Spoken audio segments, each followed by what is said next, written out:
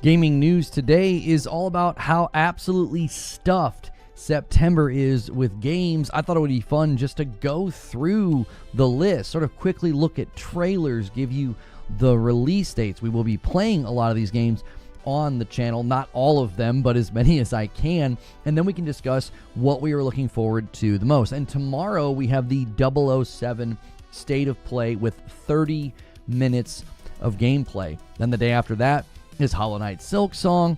I mean, we'll definitely be playing that. I've got a video on the channel right now. If you've never been able to get into the first Hollow Knight, I sort of walk through the first 30 minutes to 60 minutes that can really change your experience in the first Hollow Knight. So we have a very full week ahead, and to be honest, we have a full month ahead. As I was pulling up all these trailers for this opening segment, I literally felt like I was reading through the list of trailers from a showcase, like an entire showcase where there's just a barrage of games, and all of these games are coming out in September. So if you're watching this later and this was helpful to you, maybe it put some games on your radar that maybe you forgot about, or maybe some games on your radar that weren't there, hit that like button. Consider subscribing to the channel. I do talk shows like this Monday through Friday. And if you want to support the content directly, we do extra segments for those folks. Hit join and be sure to click Member Plus. We just came from morning coffee, and that's only for the paying members. So let's get into this right away. Now, if I leave any games out, feel free to add those in the comments below. So starting out with Metal Eden actually arriving today. Now, this game was delayed, and I did play the demo. You can play the demo right now. At least you can, I believe, on PS5. And PC. And this game is got this sort of quick, frenetic Doom vibe, like an arena shooter. A lot of people thought it was going to be like a Rogue, but it's not. It is a linear game where you do acquire different abilities and things as you play through, and you want to sort of like rip the cores from their bodies. So I'm definitely looking forward to playing this later today and seeing if they fixed some of the issues. There were issues with screen tearing and some performance issues, and it was a bit of a damper on a game where you're moving quickly and zipping around and getting into lots of very, very quick fights. So if that's up your alley, be sure to check out Metal Eden. Also, a game that is playable right now through early access, and I did play the demo, Hell Is Us, reviewing at a very solid 79 or 80 on Metacritic and OpenCritic.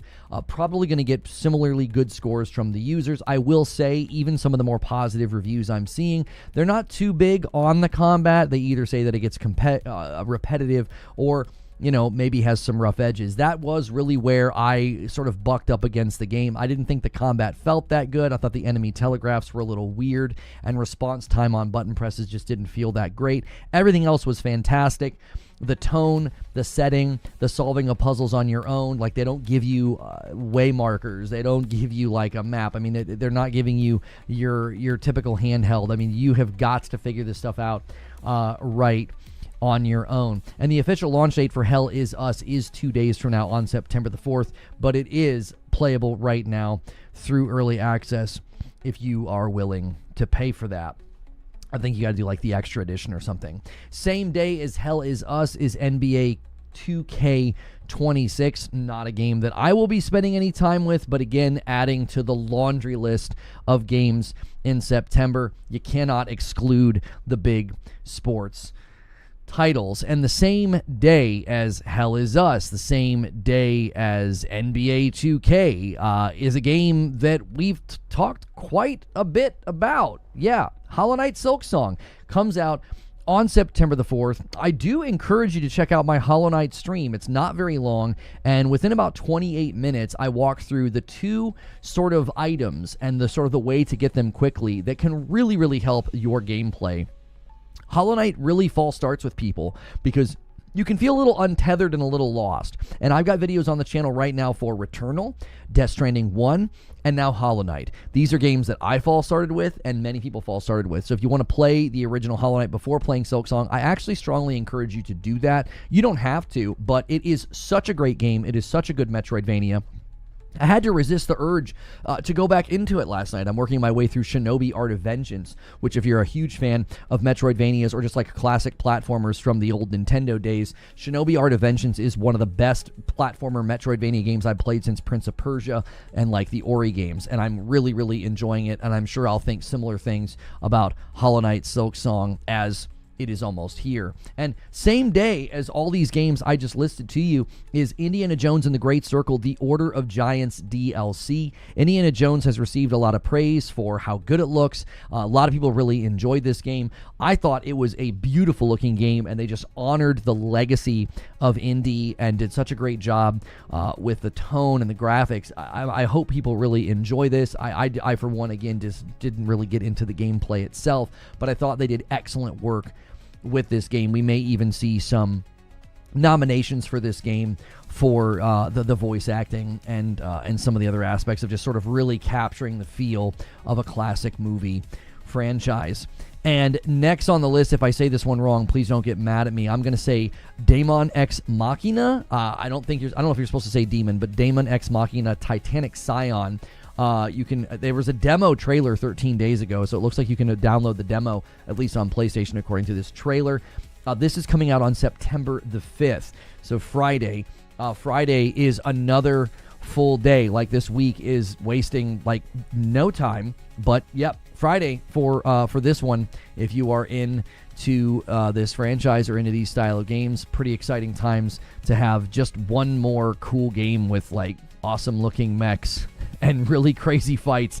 I'm going to be honest with you. I might actually have to check this one out. This one looks kind of crazy and kind of fun. I've never actually played one of these, but this looks great. I couldn't get an Armored Core, and I wanted to, and people have insisted that I would enjoy it. So maybe I'll check out the demo for that later today.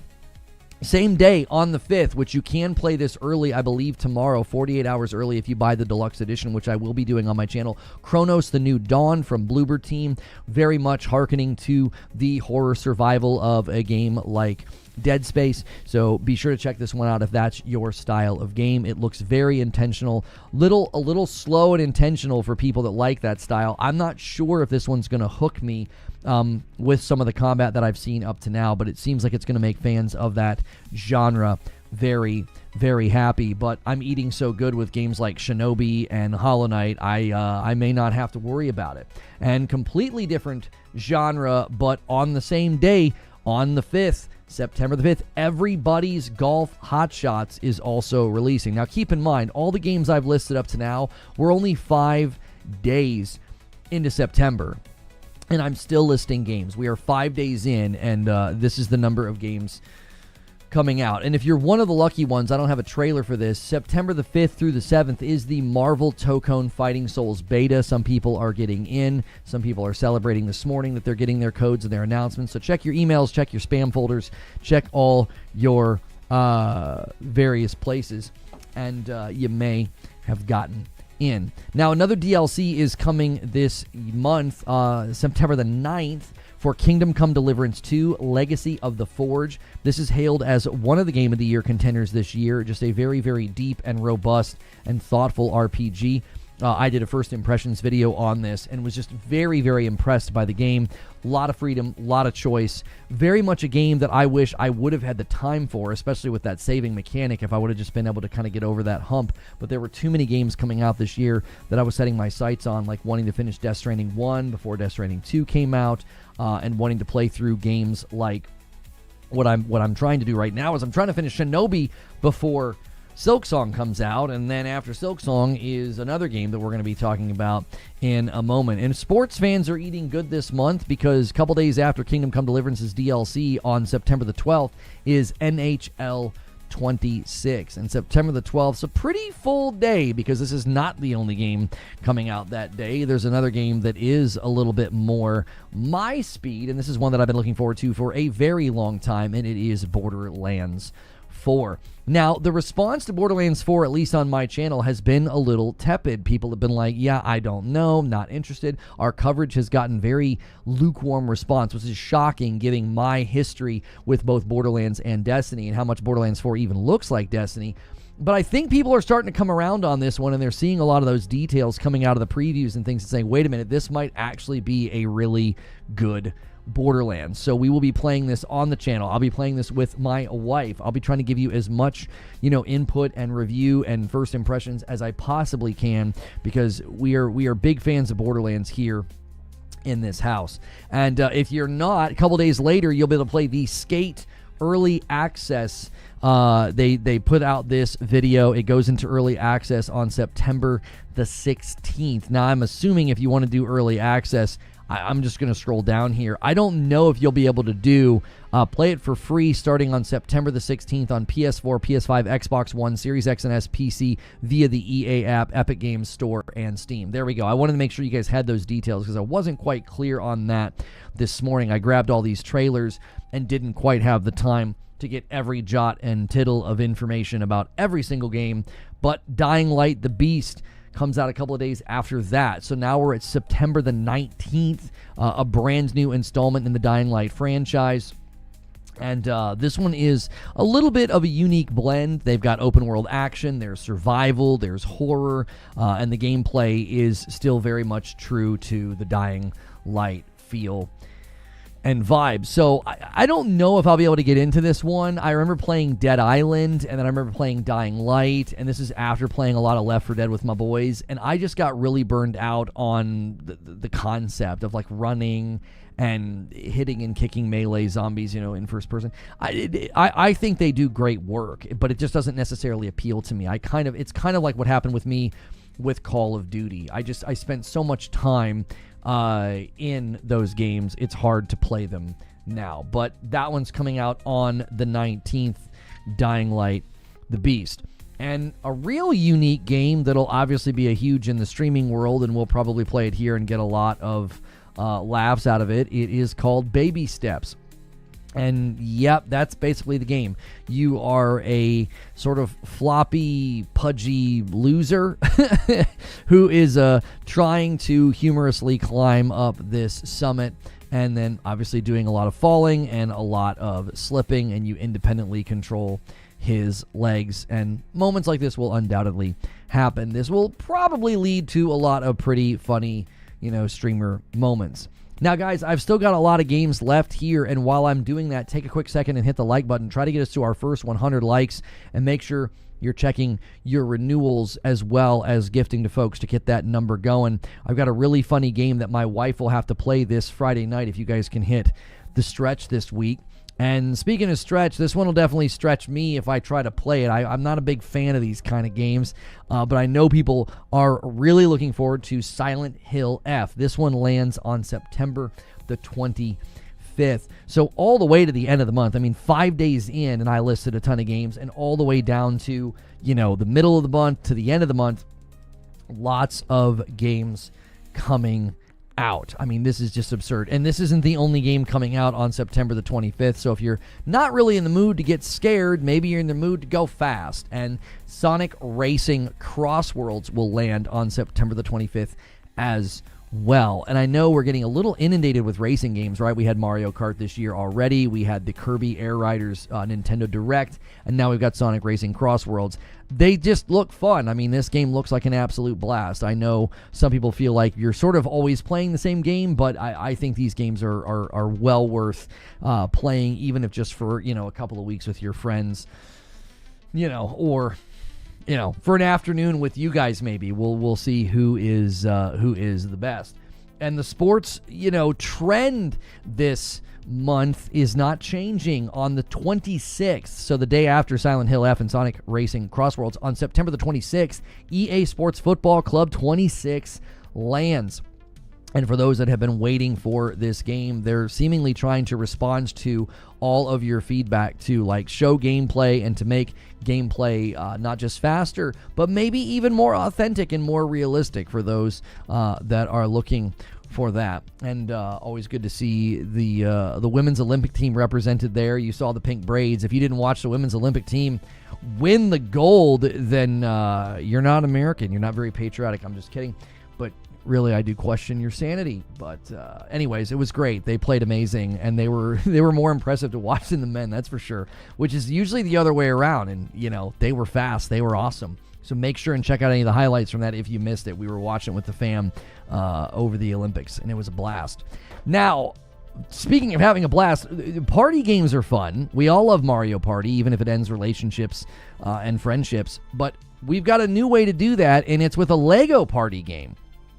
And this obviously harkens to what we come to expect from a Mario Party, like really, really fun and fast and crazy little mini games and party games to play against your friends, but all with the charm and the sort of the colorful bombast of a Lego game. So this one comes out on September the 30th, all the way down to the wire, boys, all the way down to the wire. The last day of the month, you're getting Lego Party, but that's not the only game you're getting on September the 30th. I'm not a dummy. You can't leave this game out, even if this game is not one that appeals to me.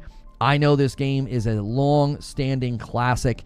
In the minds of many, this is the best Final Fantasy game. Final Fantasy Tactics will be arriving in its remade form or remastered form, whatever you want to classify this as, on September the 30th. So this is September Games 2025. Absolutely insane. If I left anything out, leave a comment below. Let me know. Make sure and hit the like button.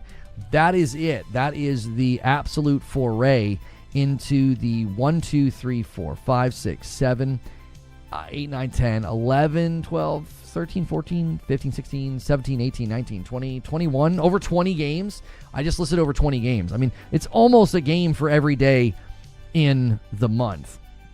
So thank you guys so much for being here this morning. Thank you for getting things started. I got to thank a couple of people. Sven, Han shot first, and so did you, getting us a little bit closer to the goal. And you see down here, Bad Cheese.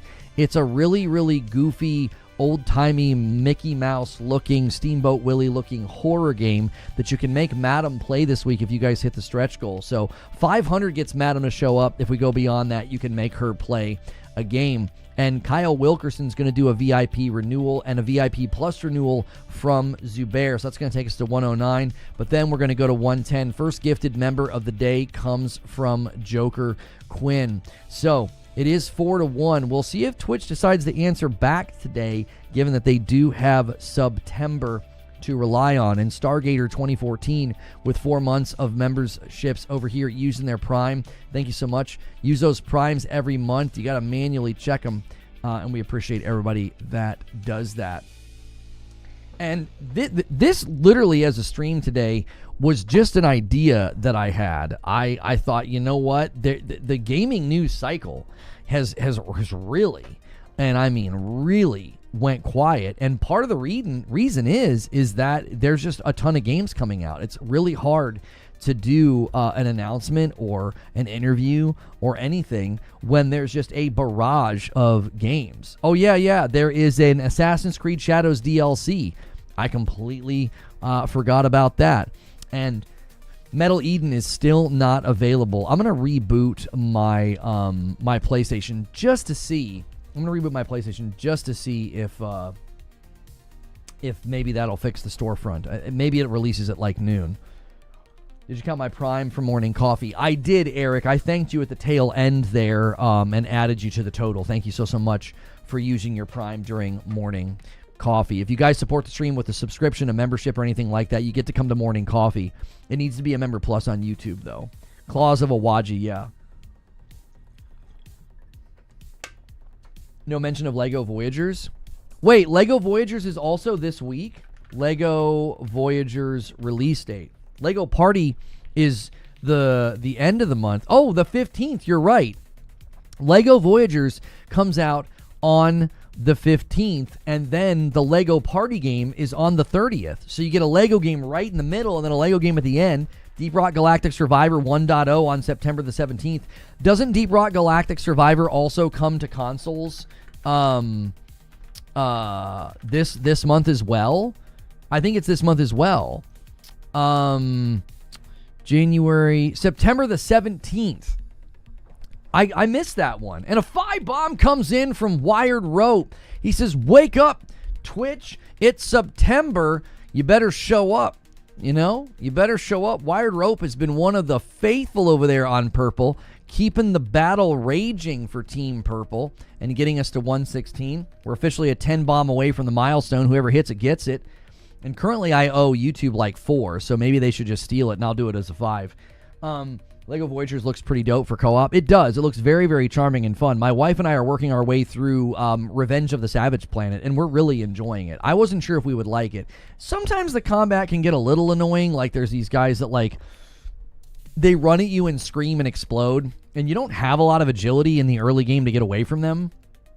So I kind of wish they would have made dash something that you can do all the time. Instead, they tied dash to, like, your little meter for your jump pack. And I think dash should just be, like, on its own. But, you know, that's a pretty minor quibble. We've enjoyed unlocking things, exploring, and going to new places and getting all the cool stuff done. It's been pretty fun.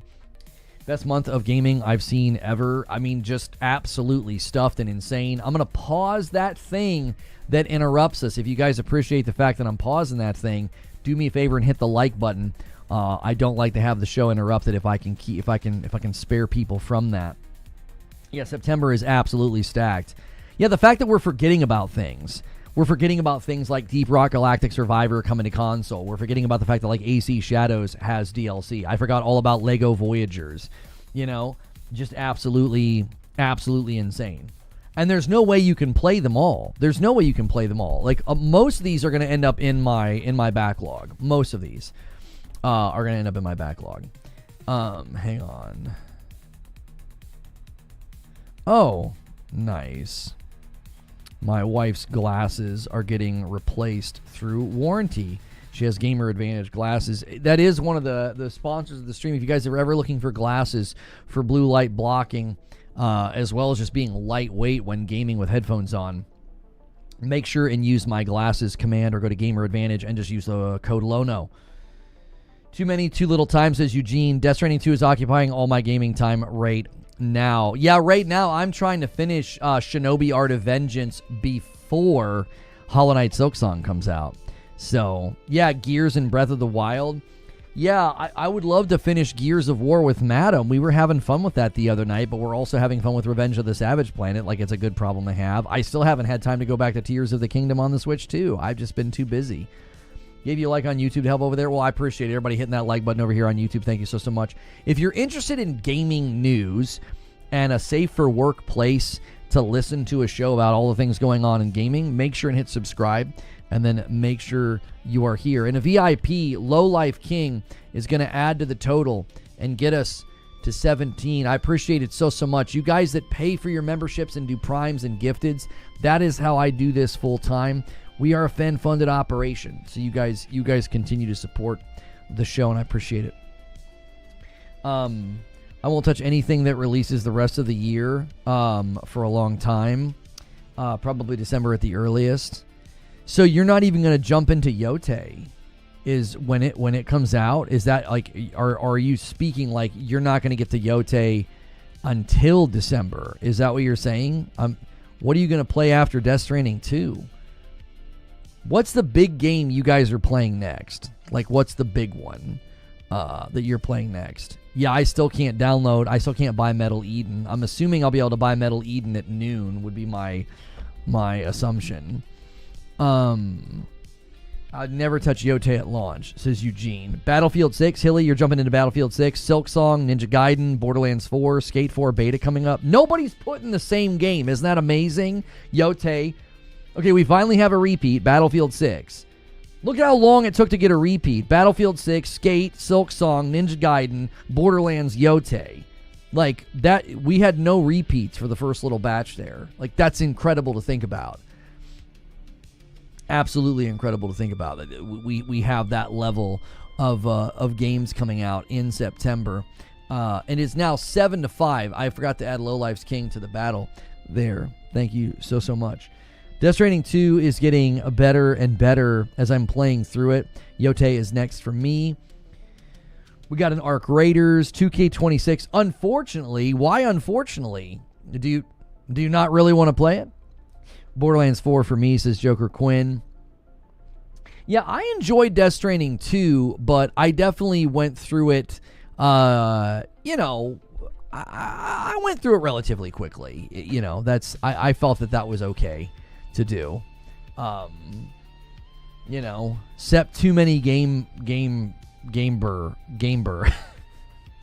I get what you're trying to do. September, too many gamer. Got it. There you go. Excellent attempt. I'm going to be playing Borderlands 4. I'm so pumped for that game. It's a great time to be a gamer. Metal Eden, Silksong, Battlefield 6, Cronos, and Borderlands 4. Let's see here. Yote is for me in October. I'm playing that all the way through, committing to it now. Hell is Us might not be finished this year. We got somebody saying Dying Light the Beast. So I think that's one of the first people we've seen say that. Slime Rancher 2. I really wish games like Slime Rancher were co-op. It just looks like a game that should be co-op. You know what I mean? You see the wife who trolls her husband about the Cowboys winning? Yes, I saw that. It was very funny. I really like Hollow Knight Silksong, but while it's not out yet, I played Jump Cat Adventures, a game my friend made for iOS. Oh, yeah. Really? Is that so?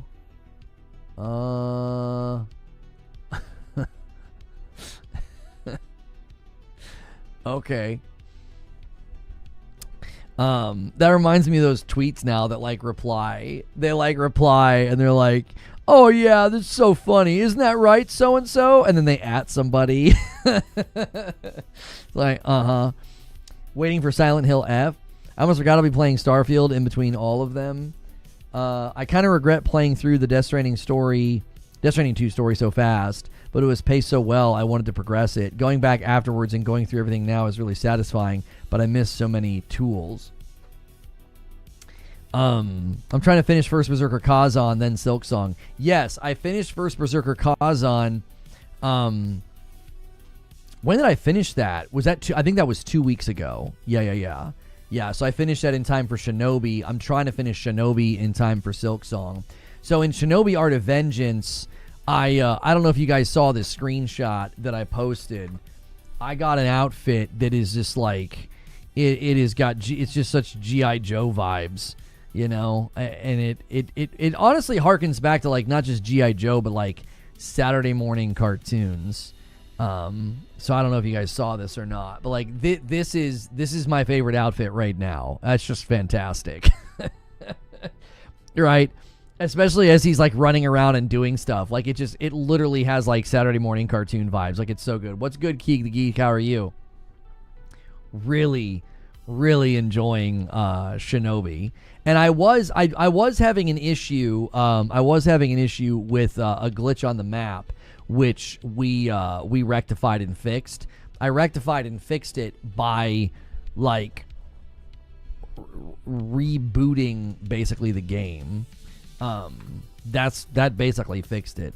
I definitely had a typo in my title this morning. Gamings in September 2025 are crazy. Gaming in September 2025 is crazy. There we go. Getting the Platinum and Anthem before servers die, then Gears. Ninja Commander, yes. You like the red one? I got the red one, the pink one, the black one, and then the blue one's the newest one that I found. Yeah, Silksong is $20. We talked about that yesterday. I honestly thought that Silksong was going to be $40 or $50. I thought, man, it's definitely worth it. And a lot of the fans are even saying they were totally willing to spend more than $20.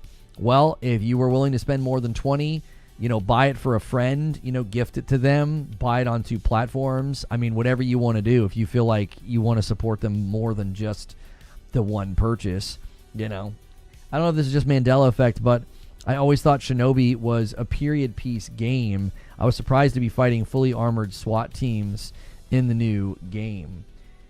Yeah, I didn't know much about it. I just saw the trailers and thought it looked sick, and then I played the demo and I was like, this is freaking amazing.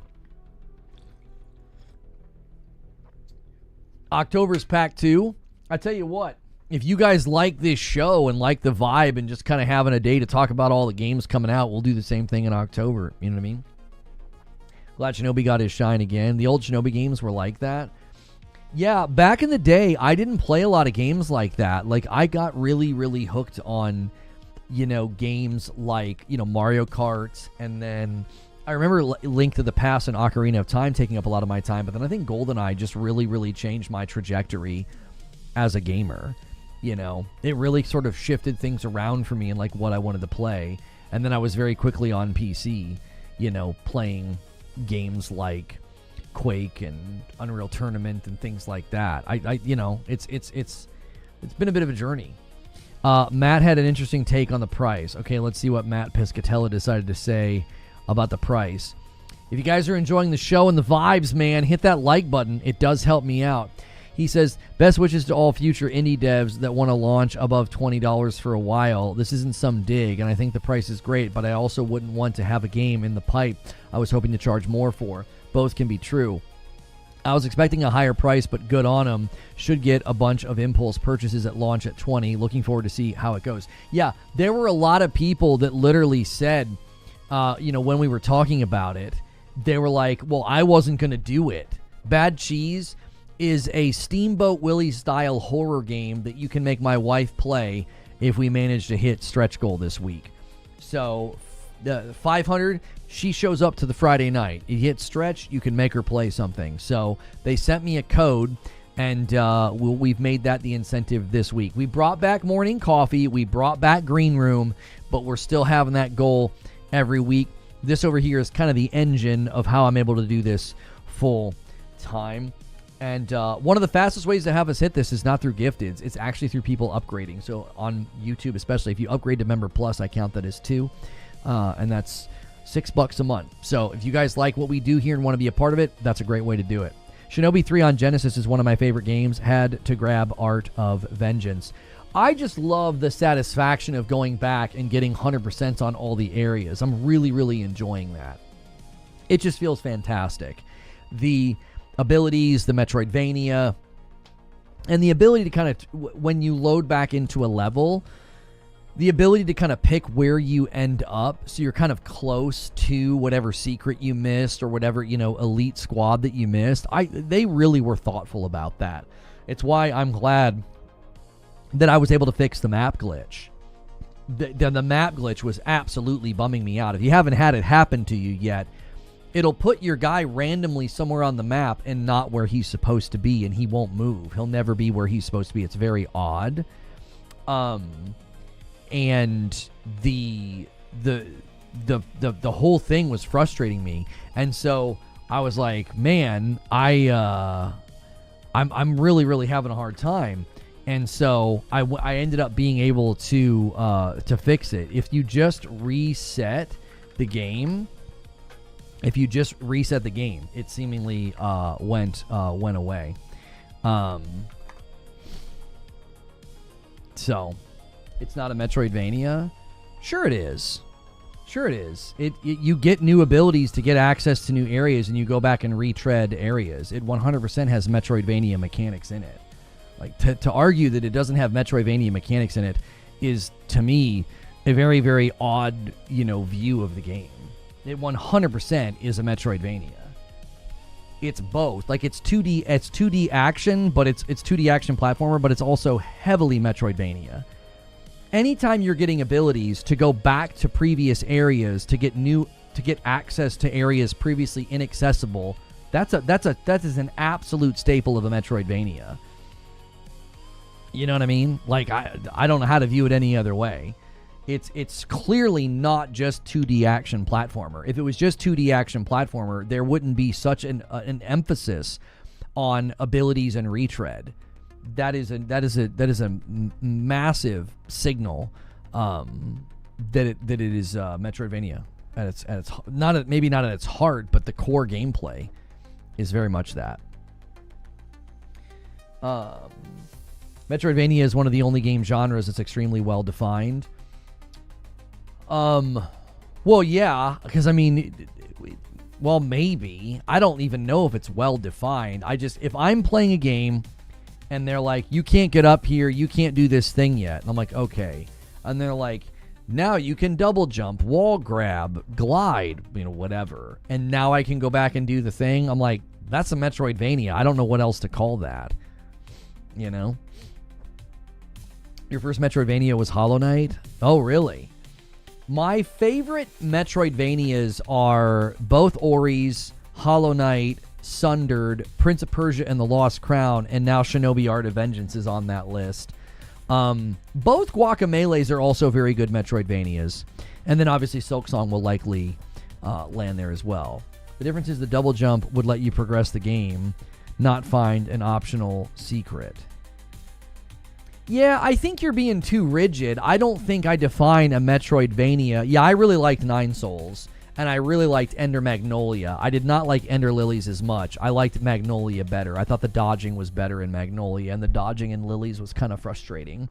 I don't think I would define a Metroidvania as you can only do this to progress the story.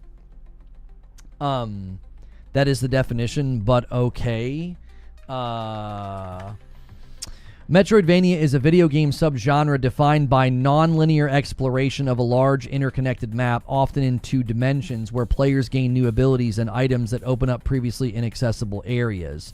So, sure, you could say that the map's not interconnected, but getting new abilities and items that open up previously inaccessible areas, that's literally what you're doing in Shinobi Art of Vengeance. I would think within that definition, 100%, you would say that Shinobi is that. Now you would say, well, Shinobi is linear. It is and it isn't, because you go back to other areas to get all the stuff. Your ability to progress as a player is 100% linked to the coins and the shop, because the coins and the shop actually sell skills. Like, you're not just buying, the Tenpu or whatever, however it's pronounced. You're quite literally getting abilities for it's like your skill tree almost. Like the shop is literally selling those things. So if you're not doing the secrets and the coins, you're not actually progressing your character, which I guess you could say, well, I could beat it without those things. But that's literally a part of the journey. Like, if you're not leveling the character and getting those different abilities, you're going to be severely hampered in the fights if you're not doing that. When you go through the first level and there's areas you can't access yet, that's a Metroidvania. That's what I'm saying. Like, the very first level in Shinobi Art of Vengeance, there's literally a platform with a treasure chest beneath it that you can't crack, and you're like, oh, I'm going to come back here. I don't know how that's not a Metroidvania. You know what I'm saying? I don't know how that's not a Metroidvania. It's like, in the very first level, it's basically like, yeah, you're going to come back here with an ability to get that. It's like people calling things Souls-likes or Neo-like. Same to me. Yeah, if it's got enough of the influence, for sure, you would call something a Souls, a Souls-like, light, or Neo-like, or light, rogue-like, light, Metroid Light, let's say. I mean, I guess you could say that. Yo, what's good, Laney? 27 months of memberships. Thank you so much. I appreciate that. And that's going to add to the total. It is 8 to 5. Thank you guys so much. Yeah, I mean, if you want to say it's a light, to me, it's a Metroidvania. One of the central aspects of gameplay in Shinobi is, oh, I have this ability now. Every level behind me, I need to go back to. I don't know how else to look at that. I mean, you literally get an ability to climb walls, break through floors, or glide, and you go back to almost every level behind you. Maybe not all of them, but a good portion of them. That to me is like, I don't know. Is there an actual game called Rogue? Yeah, the origin of a rogue is roguelike. It has its origins in a game called Rogue Dungeon, or is it just called Rogue? Yeah, the 1980 game, it's called Rogue, also known as Rogue Exploring the Dungeons of Doom. It's a dungeon crawling video game, and it was originally developed in 1980. And you are exploring several levels of a dungeon. Along the way, you collect treasures. It's turn-based. It implements a design choice to make each action meaningful. The player must restart with a fresh character, as the dead character cannot respawn. So the origin of Rogue games is quite literally from a game called Rogue from 1980. Yes. And obviously, Metroidvania is a, sort of a hybrid term. It's combining Metroid and Castlevania into one. So, it's, to be rigid with the definition, I don't think is necessary, especially when the tenets of a game. Like, you could play a game like, what's the game? Control. You could play a game like Control, and in Control, you get abilities and you go back to other areas, right? That is 100% an aspect of Control from 505. And many people called it, said it was Metroidvania, or had Metroidvania, elements to it, mechanics to it. The original Shinobi was just a 2D actioner, but the gameplay loop has clearly evolved since then. See, I think a lot of the times there are two types of gamer. There are gamers that use a term like that to simply describe the game so that people understand what's in the game. And then there are other people who care about these terms in a very sort of gatekeepy way. Like, no, you can't use that term. My intention in using the term is to just communicate there's elements in the game, there's mechanics in the game that have you doing these things. Getting abilities, retreading, and getting access to new areas, right? It's just a way to communicate elements of the game. I don't care about rigidly defending the use of a term. I don't think that that's important. The term spawned by Symphony of the Night, aping Metroid, it's not referring to the OG Castlevanias, just FYI. Yeah, again, I don't think anybody that uses the term largely cares about these things. I think we use the term as a colloquialism within gaming to simply communicate something very basic. It's like when we say, oh, that game's an action RPG, and someone's like, nuh-uh, and they get really pedantic about RPG. We all know what we're communicating. The purpose of using these terms is it's just like it's quick, it's shorthand, it's a faster way to move the conversation along, which ironically we're not doing because of folks that do this sort of thing.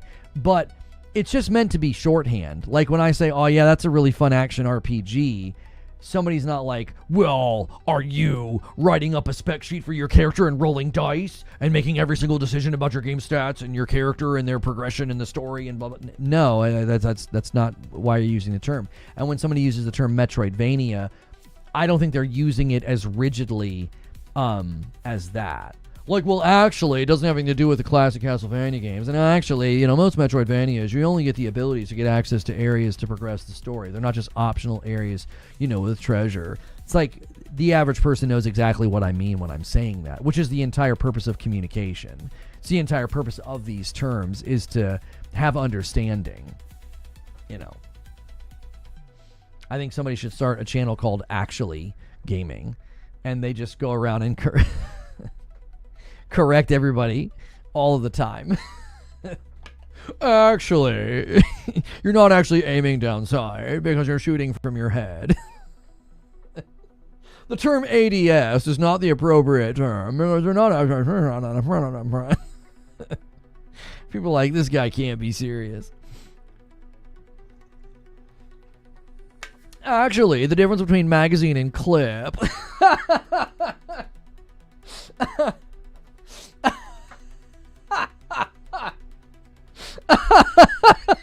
Like, all this stupid, actually, that's not a roguelike. It's a roguelite. And I really think you should enunciate the T more so that no one's confused.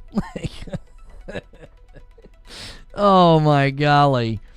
Shots at Charlie. No. That's a common debate. Before our boy Moist Critical said pull up and find out, before Charlie flexed, okay, that was a long-standing debate. Anytime anybody talked about magazines and clips, people were like, well, no, it's actually it's like, oh my gosh. A member plus from Ashen. Behold, my member milestone chat message. All right, back to the show. Thank you so much. And that puts us at 119. Welcome back, Mr. Ashen Hollow. I appreciate it very, very much. I remember us getting actually on the Sekiro assassinations and too much blood spewing from the enemies. I think I vaguely remember that. I do. I vaguely remember that. Almost forgot Charlie did that. Listen, I love my short kings out here. As a fellow short king, I love my short kings, and I know that Charlie is a man of small stature, but I wouldn't cross him. No. I wouldn't cross him. I'm like, oh no, we're good. My man said pull up. I was like, okay, he's serious. This is a serious man right here. Actually, this should be gaming in September 2025 is crazy, but better than gaming's. Yes. Gaming in September 25 are crazy. Oh, it's not any better, Hilly. Oh my gosh. Gaming in September 2025 is crazy. Oh, it's just atrocious. That's just atrocious. Good Lord.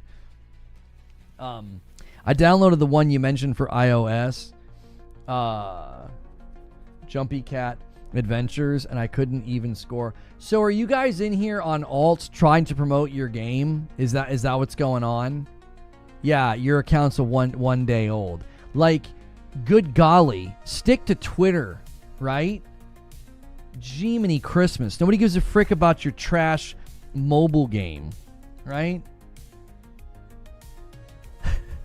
I knew as soon as that guy did that, he was like, yeah, I've been a little distracted by this random obscure mobile game that my friend made. And then a one-day-old account was like, I heard you mention this really random obscure mobile game that guy over there's friend made. And I can't even get 10 points.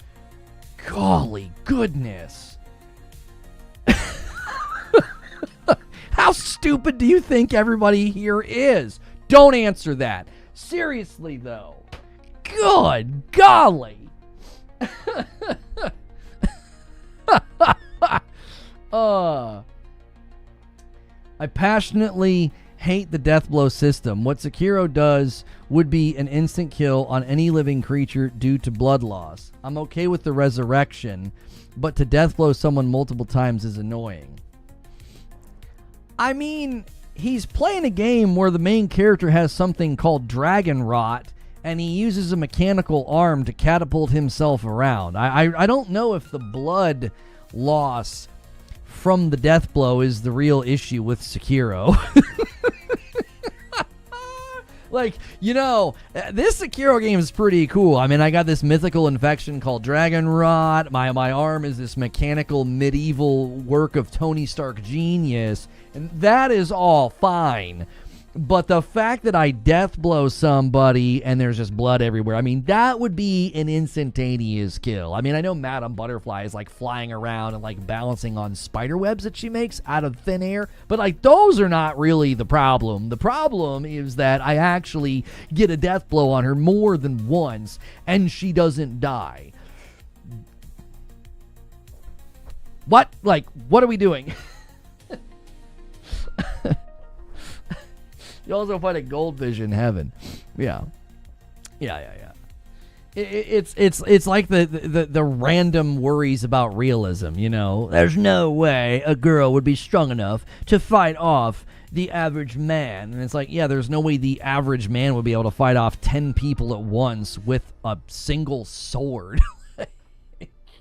Just, I only care about realism when I want to. It's not like an actual commitment. Oh my goodness. Batman can, of course. Yes, of course. Batman can do anything. This is true. Oh.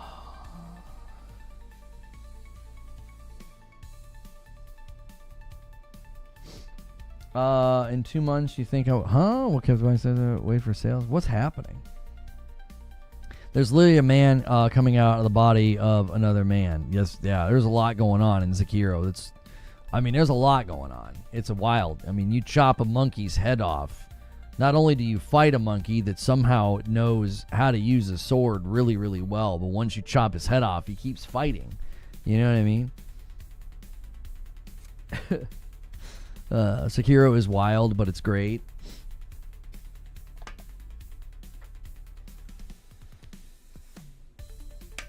It and Tsushima, I would love to have time to replay. I just don't. I just do not have time to replay. It's too many. How long is Shinobi? I'm like 10 hours. I'm somewhere between I think I'm somewhere around 8 hours actually. And I think I'm 60% of the way through. I think if you're going back and doing everything, it's probably, depending on how effective you are in some of the fights, you could probably beat it in 15 to 16 hours if you really cook. If you're actually kind of completing things, retreading, you know, and losing some fights here and there, it's probably like a 20-hour game, maybe 20 to 25. You beat the whole game in 9 hours? Did you go back and do anything? Going back and 100%ing it, you beat it in 9 hours?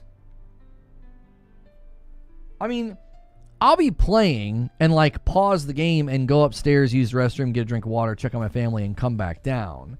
So I know that might pad my numbers a teeny bit. Like I'm not like sitting there hyper committed.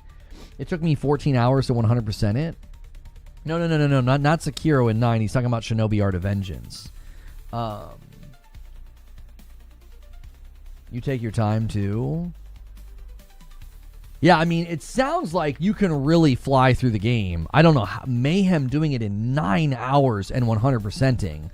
I mean, you are freaking cooking if you're going back and actually getting all the stuff. That seems insane to me. That is like lightning fast.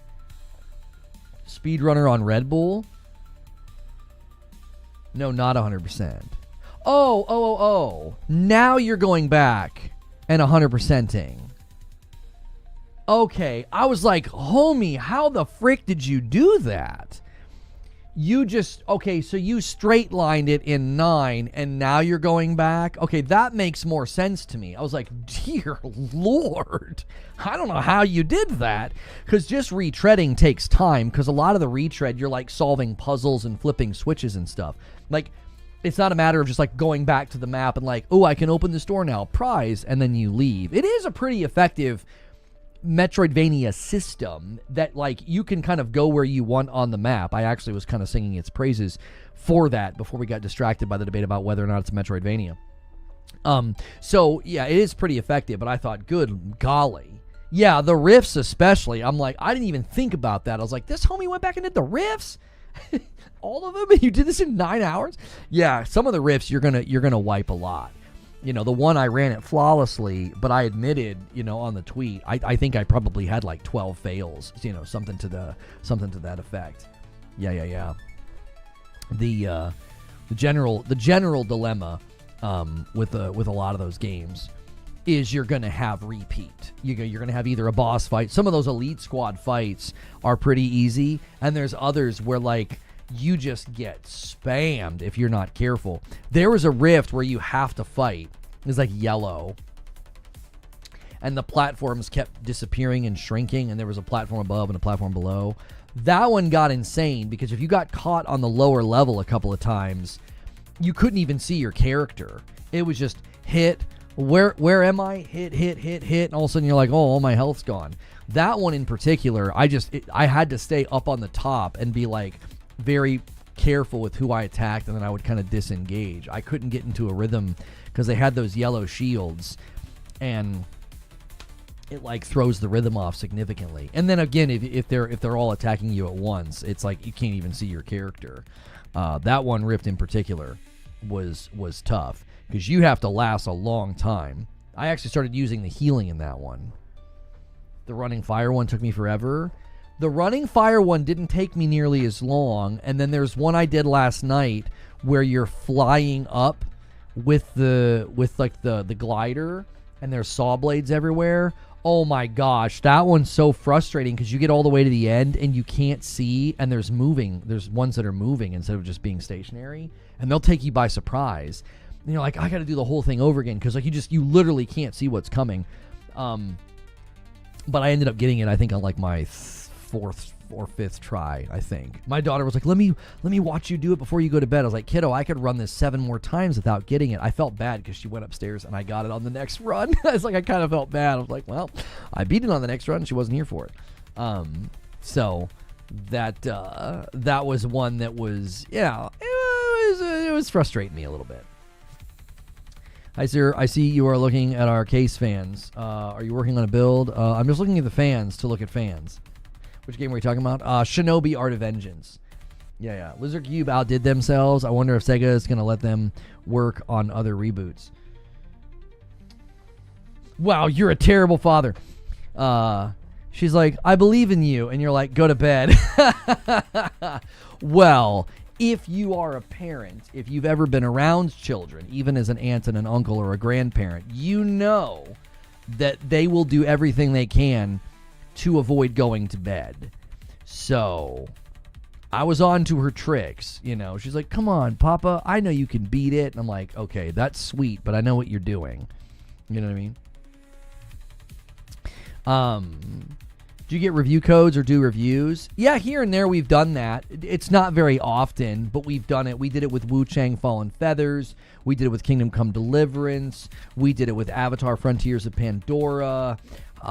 We've periodically done that. And then other times it seems like it's just tough. Like I don't have an agent. I don't have like a person to do all of like the wheel greasing out here. Like I'll send emails and DMs, but like it's almost impossible to network now on Twitter, especially. My DMs are a disaster on that platform. That used to be one of the most effective ways to get into contact with somebody and to get a code. And we've gotten codes here and there, and it's great when it happens, but I'm not really known for that. Like that's not really a thing that I currently do. A lot of that's a scheduling thing. Like I don't really have a schedule. It was really hard for Wu Chang. I didn't even roll credits on it, and I put like 40 hours into that dadgum game. I think it was around 32 when I recorded the review in progress, and it's like that took a lot of effort to even get to 32 hours. It took a whole schedule shift on some days to work on some of the boss fights. So, Shinobi's so good. I got a little frustrated with some of the extra puzzles. Yeah, there are some that, there was one last night where like I had to run under a saw blade or jump over a saw blade as it blocked a laser. And it felt a little stupid at times. It felt like, and it was just for a coin. It was really, really ungracious for a coin. It wasn't like a great item or some cool thing. It was like, you did a great job. Here's a coin. Like, I was a one tap when I clutched up and did it too. I recorded it. I literally, if I got hit one more time, I was going to have to fight my way all the way back there. Metal Eden's up for sale. Okay, it's 11 then. I thought it was going to be at noon. Let me go ahead and get that installed. Yeah, my other issue with that one in particular was that if I would have died, I would have had to do a lot of retread just to get that back to that point. There's been a couple of the maps where I've thought, you should have put the checkpoint right next to this challenge instead of, the alternative, which was, doing a, well, you can do that. We can confirm purchase. Doing like, well, you got to run all the way back here. You know what I mean? That's not any coin. That's a relic. I'm sorry. All right, Metal Eden is installing. See, it already has a 4.0. It already has a 4 out of 1,000 review scores. I worry that the demo got its review scores included in the full game's launch, which is a little unfair because the demo had some issues that are supposed to be rectified in the full version. You did a +2 new game on Wu Chang, 130 hours. I can't do it. I don't have the ability. I don't have the patience for those. You know what I mean? I just don't have the patience. Like, First Berserker Kazan was exactly what the doctor ordered. I lowered it to beginner, and it was a frickin' blast. Heavy emphasis on parries, heavy emphasis on dodging. Like, you're not going to button mash your way through that game. But overall, just a great experience.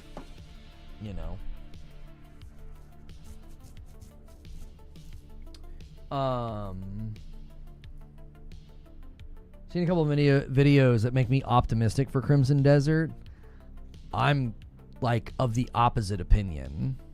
I'm of the exact opposite opinion that it just looks rough. I think it looks like it's already been downgraded. I told people that I thought it looked too good to be true. Somebody left a comment on one of my videos and said, like, you know, you said that the game wasn't real and the devs roasted you on Reddit. And I'm like, I have even less confidence in the game if a dev is that stupid to think that that clip was me being genuine. Like, we were watching a trailer during a showcase and I was like, this game's not real.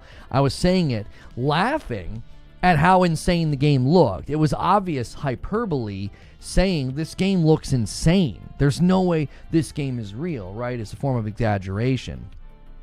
If an actual developer from that game got on Reddit, saw a clip, and quote-unquote roasted me for that clip, I'm like, this game's in really bad hands, because that sounds like an incredibly stupid person. To be like, oh, here's a clip of somebody obviously exaggerating and reacting to how insane your game looks.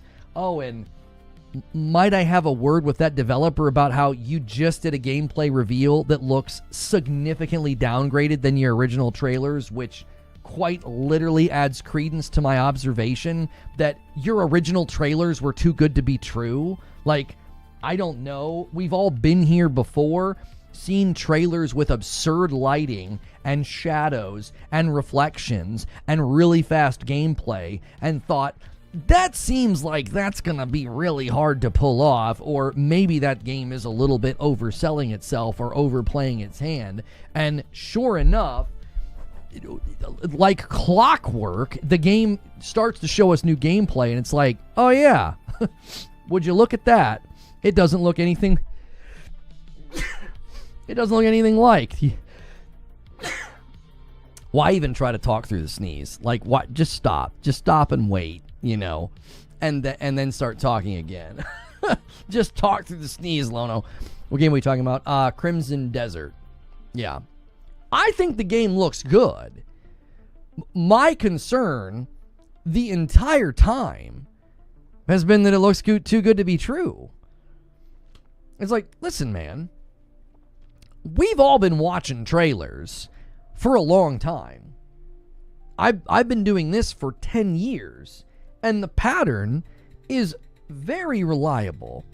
That when a trailer looks a little bit too good to be true, that tends to be an accurate assessment. You know, some of the earlier trailers, and even trailers up to the very end of like Black Myth Wukong, was like, oh my gosh, that looks incredible. And then, yeah, it was a flashy, good-looking presentation in Unreal that then you have a bunch of performance issues, especially on console. We've run into this a bunch. With Unreal games especially. They can put on a great show, and they can blow your hair back. And then when the game comes out, it's like, it's a little rough. Like, there's a laundry list of Unreal games now, basically giving a bad rap to an entire engine. There's plenty of Unreal games that have been perfectly fine. But it's like with the Crimson Desert, you know, engine, they said that, you know, they made breakthroughs or whatever. I'm like, that's great if that's true. But even the recent gameplay was downgraded. It's obvious it was. It doesn't look anything like those original trailers. The lighting has been toned down, the color saturation, the crispness of textures, the resolution even looks like it's been lowered a little bit, like the reflections and the water and the light sources from fire and stuff. It doesn't look anything like some of those original trailers. And it's like, well, yeah, that's what I come to expect now. I come to expect a game to do that. That's just kind of the nature of advertising games these days. Funny because the CEO is blaming the devs for poor optimization. Who else are you going to blame? Who else are you going to blame? There are plenty of games coming out using Unreal 5 that aren't falling into these traps. Like, yes, the engine itself, I'm sure, has rough edges and things to work around, but this idea of demonizing an entire tool set and engine because companies keep pushing the games out that are clearly not ready or not optimized. And yet there are plenty of games that have utilized Unreal to great effect. Split Fiction would be an example. That game ran incredibly well. Then there's games like that stealth game, Silksong, ran great. Like, there are games in Unreal 5 that are doing just fine. The OG UE5 did and still does have foundational issues. If the toolset makes it hard to optimize, not impossible but hard, then isn't that an issue? Right, the conversation should not be the engine sucks. The conversation should be this engine is making it difficult to optimize, or this is adding extra work, right? This idea that, like, I don't think it's one or the other, but it's like, if you're not going to look at the devs and act like they don't play a role here. Also, Unreal isn't the only engine attached to games that come out that aren't ready.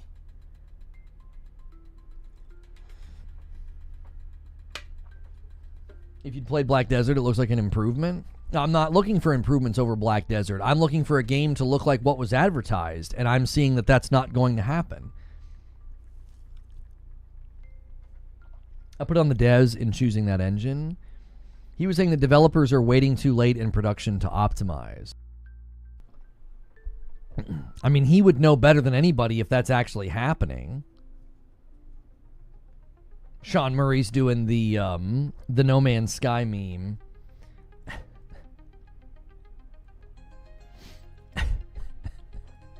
Silksong for $19.99. No, Team Cherry, I have more money to pay you.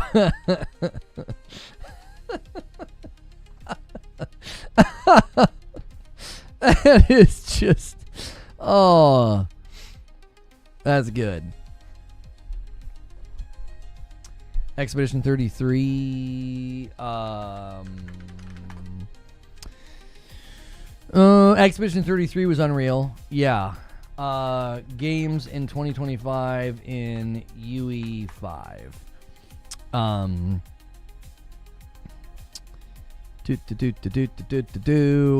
Yeah, Expedition 33 was Split Fiction was... I don't know if there's like an official list. Looks like IGN is attempting to have a list here. I'm trying to see if any other games on here had any major issues. Black Myth Wukong, again, I felt like it didn't have any major performance issues on PC. It was what they did on PC, on console in particular, that was the problem. My son was playing Fortnite the other night, and I was just kind of blown away by how good it looked. But I mean, that's obviously, you know, home turf. A little bit of an advantage there. A video game called I Am Jesus Christ, so clearly we know that one's going to be great.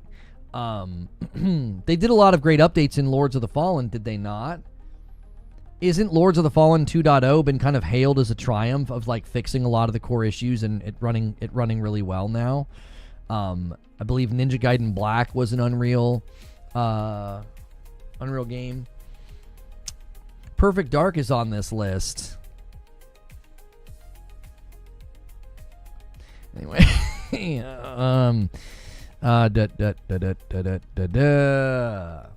RoboCop Rogue City is on the list. Hellblade 2 is on the list. Silent Hill 2 remake is on the list. Stalker 2 is on the list. The Finals is on the list. I feel like all of these games have been praised for looking and running well. This is kind of my point. I feel like maybe this list is not accurate. I'm just reading a list from IGN, but did you mention the biggest game of all? Yes, Final Fantasy Tactics was mentioned at the end of my show open. Guys, if you haven't hit the like button yet, do me a favor and do that. Try to get us to 200 likes. Appreciate you guys so much. Didn't Stalker 2 fix a lot of its issues, or is it still having problems?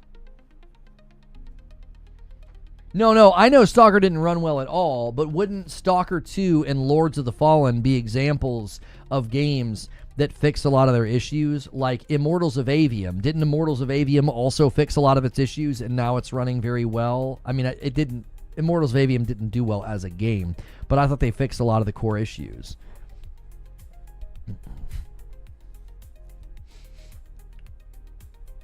Yeah, I played the demo. Yeah. It was in a green room or something. I didn't play it like a public vid, Fuzzy. Yeah, I played the Metal Eden demo a while ago. I don't know where that lived. I think that was a green room. It had a lot of screen tearing. Immortals is still bad on the Series S. I mean, yeah. It's better, but Stalker is getting a giant patch to update to a new version of UE. Okay. To be fair, I don't really care who's to blame for a game that's having issues with UE5, but I'm skeptical of games that launch in UE5. Sword of the Sea is not. It's a service you pay for. Huh? What are you saying about Sword of the Sea? I don't understand that sentence, Corey. Bones GWA says, hey, Lono, I don't know if you pay attention to cloud gaming, but have you any thoughts on the new upcoming NVIDIA GeForce Now September update? No, I don't even know what it is. I don't do anything, or I don't really cover anything or talk about anything with cloud gaming. I have very high expectations for Witcher 4 to truly showcase UE5. Yeah, Remnant 2 did well in UE5. That's another game. So that's what I'm saying. There are plenty of games that have come out in UE5 and been totally fine. Like, obviously, if the tool set is creating, difficulties and extra steps, that's an issue. But if you guys haven't been paying attention to this particular game, let me show this one to you. Let's see here.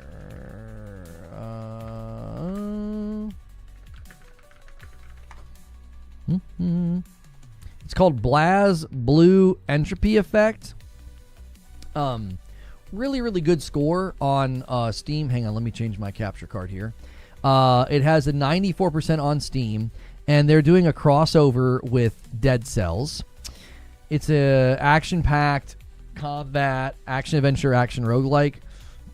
And this is one I've been wanting to check out for a while. It does feature online as well as local co-op, which is, one of the reasons I wanted to check it out. So if you're a fan of these types of games or a fan of Dead Cells, they just did a crossover thing with the game. So be sure to check this one out. Blaz Blue Entropy Effect, right?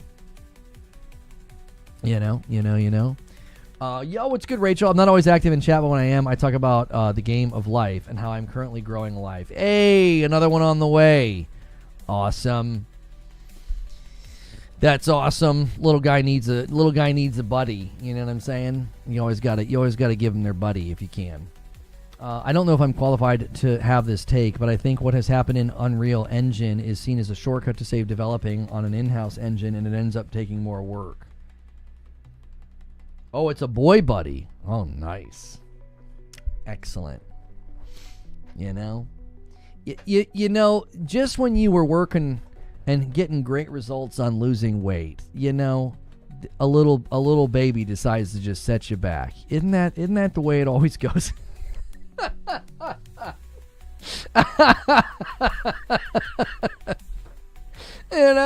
You were looking great. You were making all that progress. And then you're like, whoops. We'll put this on hold. We'll put it on hold, Back to ice cream for dinner and pizza and all of the great stuff. You're eating for two, It's a great cheat code. I don't envy, what happens eventually. But the food part, that's pretty good. I know how I lost the weight, so I can do it again. Yeah. You can get right back up there and do it again. Like, it may just be me, but we should not be having games still releasing on PS4 in 2026. I bet that's where most of their issues are coming from. I mean, you may be. I don't know if that's the primary issue, though. Right? Sounds like she was looking a little too good. I mean, I'm kidding. I saw like 2 pictures. I wasn't like following her on Instagram. She's not that type of person. She's not really a selfie taker. You know what I mean? You gotta just pay close attention, or you're gonna catch the random update from somebody like Rachel. Yeah, I don't necessarily know if it's like putting UE5 on PS4 is the issue. Like, there are plenty of games that you could launch on PS4 no problem. Games like, Shinobi or other platformers, maybe even Silksong, and probably be fine. But about like a UE5 game, like pushing graphical limitations and going kind of crazy, I don't even know if a lot of those games have been shipping on PS4. You know what I'm saying? Like, did the Metal Gear game ship on PS4? Did it? The latest Metal Gear game that was having performance issues. I don't think that it did. Oh, that's how she ended up in her current predicament. Yeah, well, that is a problem. You gotta be careful. Gotta be careful. My wife's had 2 kids and got back down to 105 after each one. Yeah. Well, it doesn't really matter if they do or they don't, It's all about feeling good and being healthy. You know what I mean? Metal Gear did. I mean the latest Metal Gear that's having performance issues. And people are blaming Unreal. It says on Google, PS4 has no problem running UE5. I don't think people are saying that PS4 is having trouble running UE5. What they're saying is that if you're building an Unreal and also building for PS4, you're hurting development. Metal Gear was a Fox engine, not UE5. I'm talking about the newest game. Isn't the newest Metal Gear game, Snake Eater, Metal Gear Solid Delta Snake Eater? Isn't that Unreal 5? I thought that was one of the major problems people were saying. Metal Gear Solid Delta Snake Eater engine. Yeah, UE5. Yeah, that game's not on the PS4. I don't think that's the issue.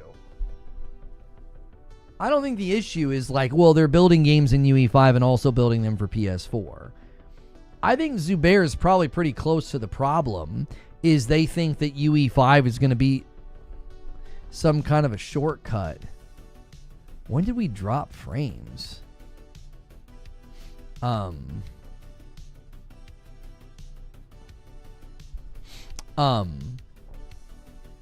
don't think I was doing anything on the rig.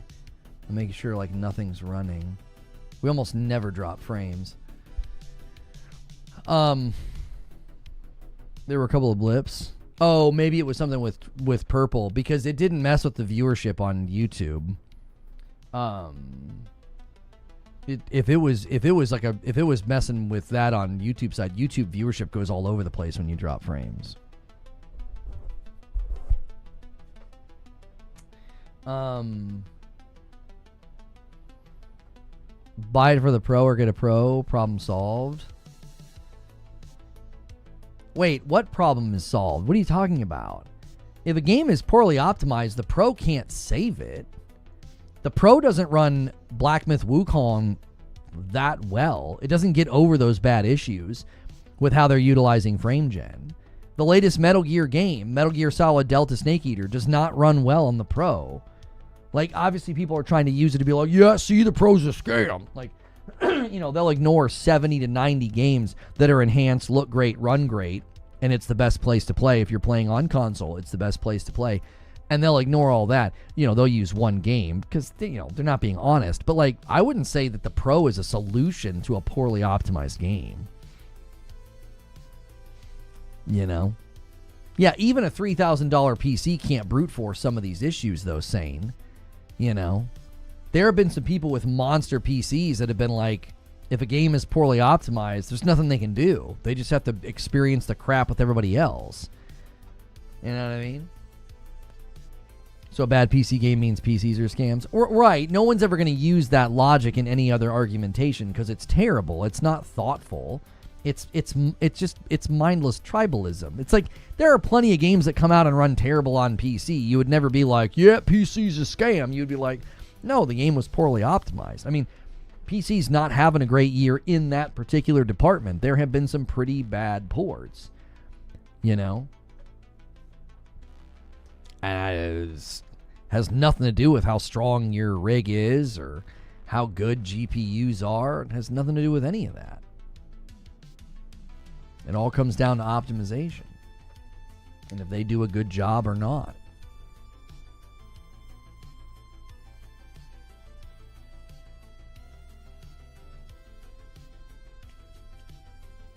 Those games don't run well on all but 2 GPUs in existence either. This year was actually better than whatever year Survivor and TLU 1 came out. Yeah, you could. I guess you could argue better, but I mean, like I said before, on a strong rig, if I'm brute forcing to get 60, I'm angry. I'm trying to play at 240. I think that's helpful perspective. That's helpful perspective to be like, look, yeah, if a game is poorly optimized and I'm brute forcing and getting 60, that's not a happy time. You know what I mean? That's not a happy time. That's like you got to be kidding me that I'm even doing this. They also have the Metal Gear Solid Collection, so if it doesn't run, you can play that. Wait and get a better system later. Not ideal, but honestly. Well, I think the larger discussion, though, that kind of sent us down this road is why are Unreal games, why are Unreal games coming out like that? Why are they coming out and is it the engine's fault? Is it the dev's fault? There's 2 people on the dance floor, okay? So both of them are playing a role here. The engine itself and the tool set and the issues with optimization, some of that falls on the engine. Some of it falls on the devs because there are people that are getting games to market in Unreal 5 that run perfectly fine and aren't having all these issues. So, it's not. That's why when like Sweeney was like, "Oh, people are waiting too long to do optimization," you would have to do a bit of a poll and a request to be like, okay, why are some of you, is this true? Are you waiting till, later to do optimization? Is there endemic reasons for that? Is there something with the engine itself that's causing that to happen? Guys, really quickly, if you don't mind, man, smash that like button. I appreciate you guys so much. Hitting the button, doing the thing. Helps the video do well. Helps more people find it. We're just talking about how crazy the games are in September.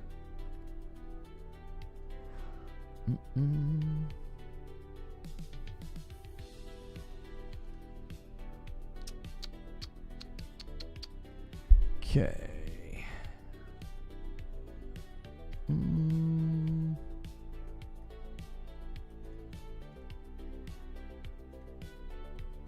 Okay. Also, the Metal Gear Solid collection was poorly optimized somehow. Split Fiction did some pretty ambitious things and ran great in UE5. This is correct. It's hard not to think. It's hard not to think that that comes down to the developer, They seem a little bit more apt to take their time and make sure something's really well optimized,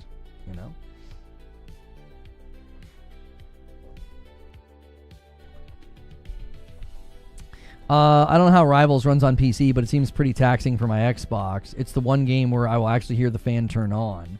Can play World of Warships all day long, no fan, but Rivals, like 30 minutes later, I hear the fan. Interesting. Yang goes over how ugly the collector's edition statue is. Oh, the statue itself, like the collector's item, is bad?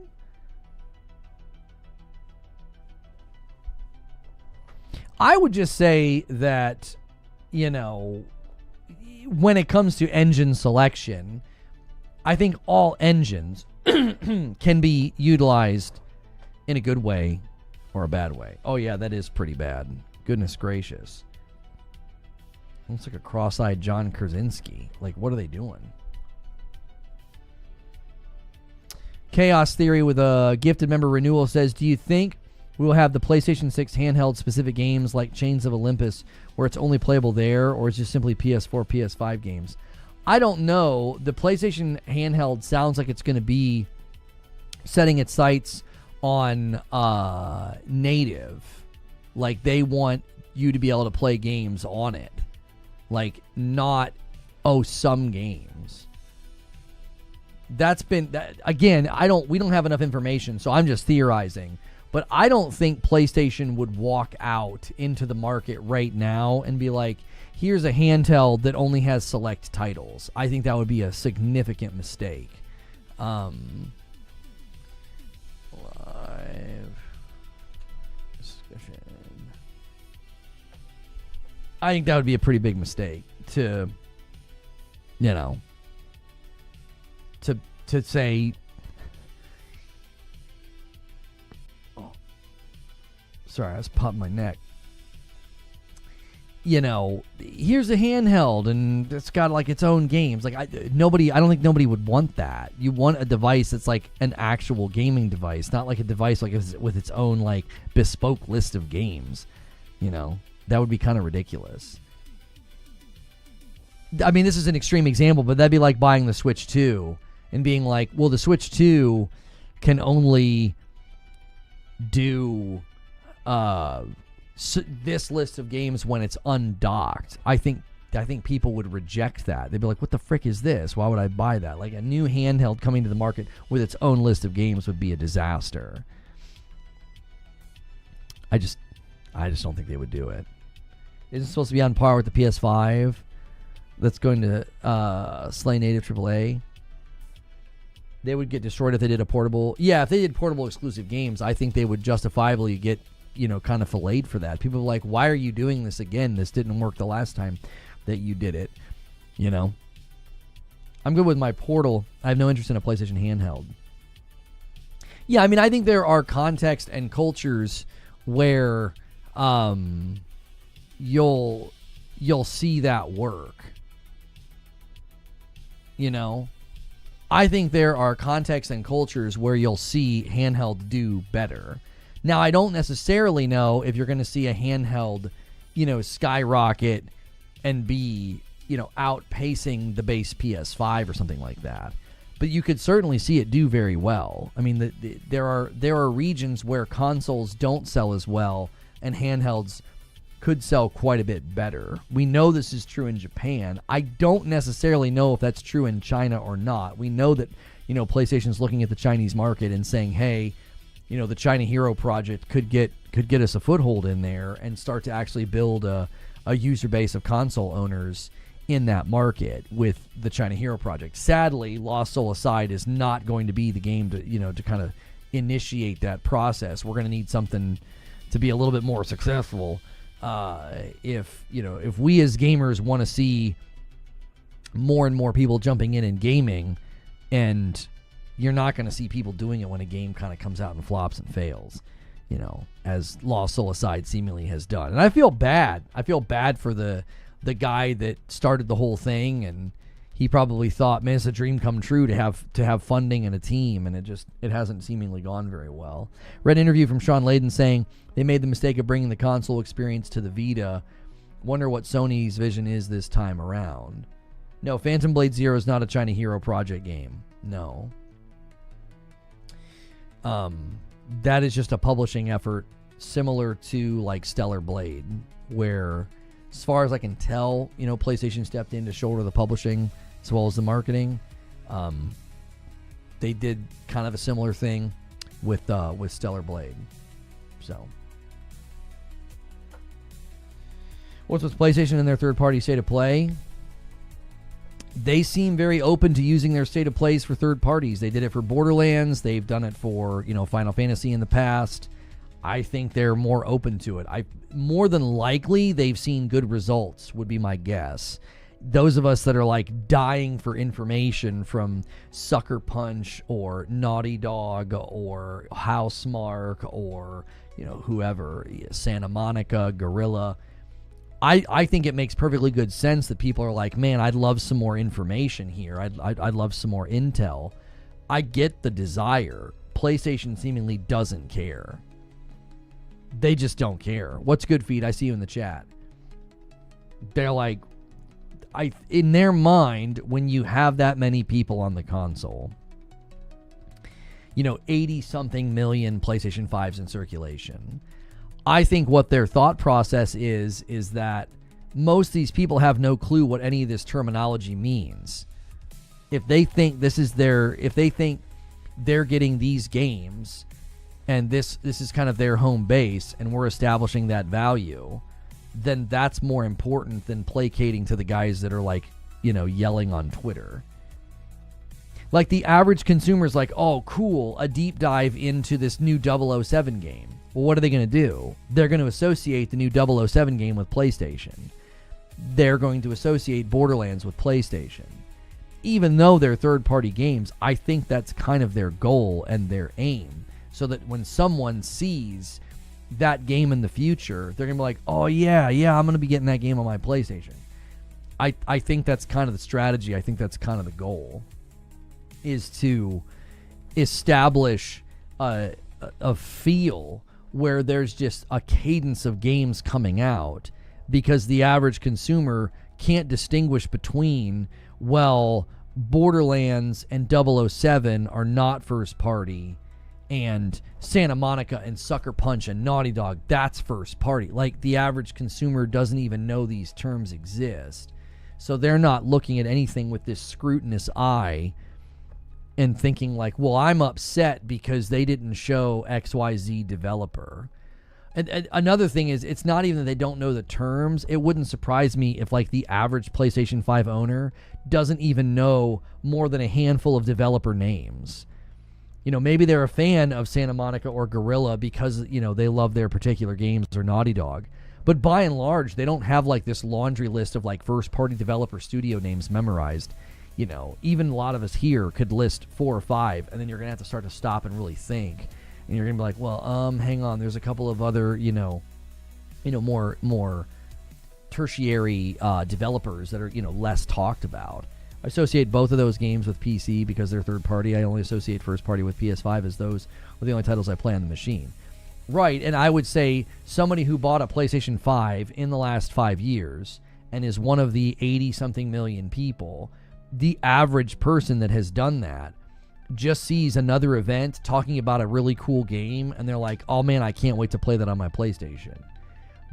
I really do think it's that simple. Like, that's all PlayStation cares about, is we're getting all these people to buy our console. We want them buying games. Well, what's a great way to get them to buy the game? Like, it's a symbiotic relationship. Like Borderlands is an example. Like Borderlands 4 and PlayStation, they did their State of Play event. Both companies want the game to sell well on PlayStation. They both do. Borderlands wants it to sell well because it's a big user base. PlayStation wants it to sell well because they make a lot of their money from, if not most of their money, from third-party sales. I love the design of the PlayStation Portal, but I wish it had a cartridge slot similar to the Switch. For what? What would you put in the cartridge slot? Can we get 15 more likes? Let's try to get 200 likes on the video. We're only about an hour and a half into the show, guys. Thanks so much. That's like saying music fans don't know the name of music studios. People, the average person, are a lot smarter in 2025 than you think. I would bet the entirety of my next paycheck that the vast majority of people who own a PlayStation 5 have no idea what the difference is between a first party, a second party, and a third party studio.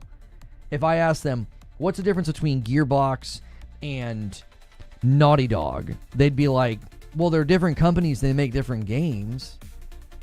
No. Which one's a first party and which one's a third party? They'd be like, I don't know what that means. Like, I listen to music. I have no idea about record labels. Yeah, I don't know about record labels. I don't know, if I'm listening to August Burns Red or the Foo Fighters or Explosions in the Sky or, just the generic radio. I don't know any of the labels that any of these people have their albums on. I'm really surprised James Bond is exclusive to PS5. It isn't. It isn't. It's not.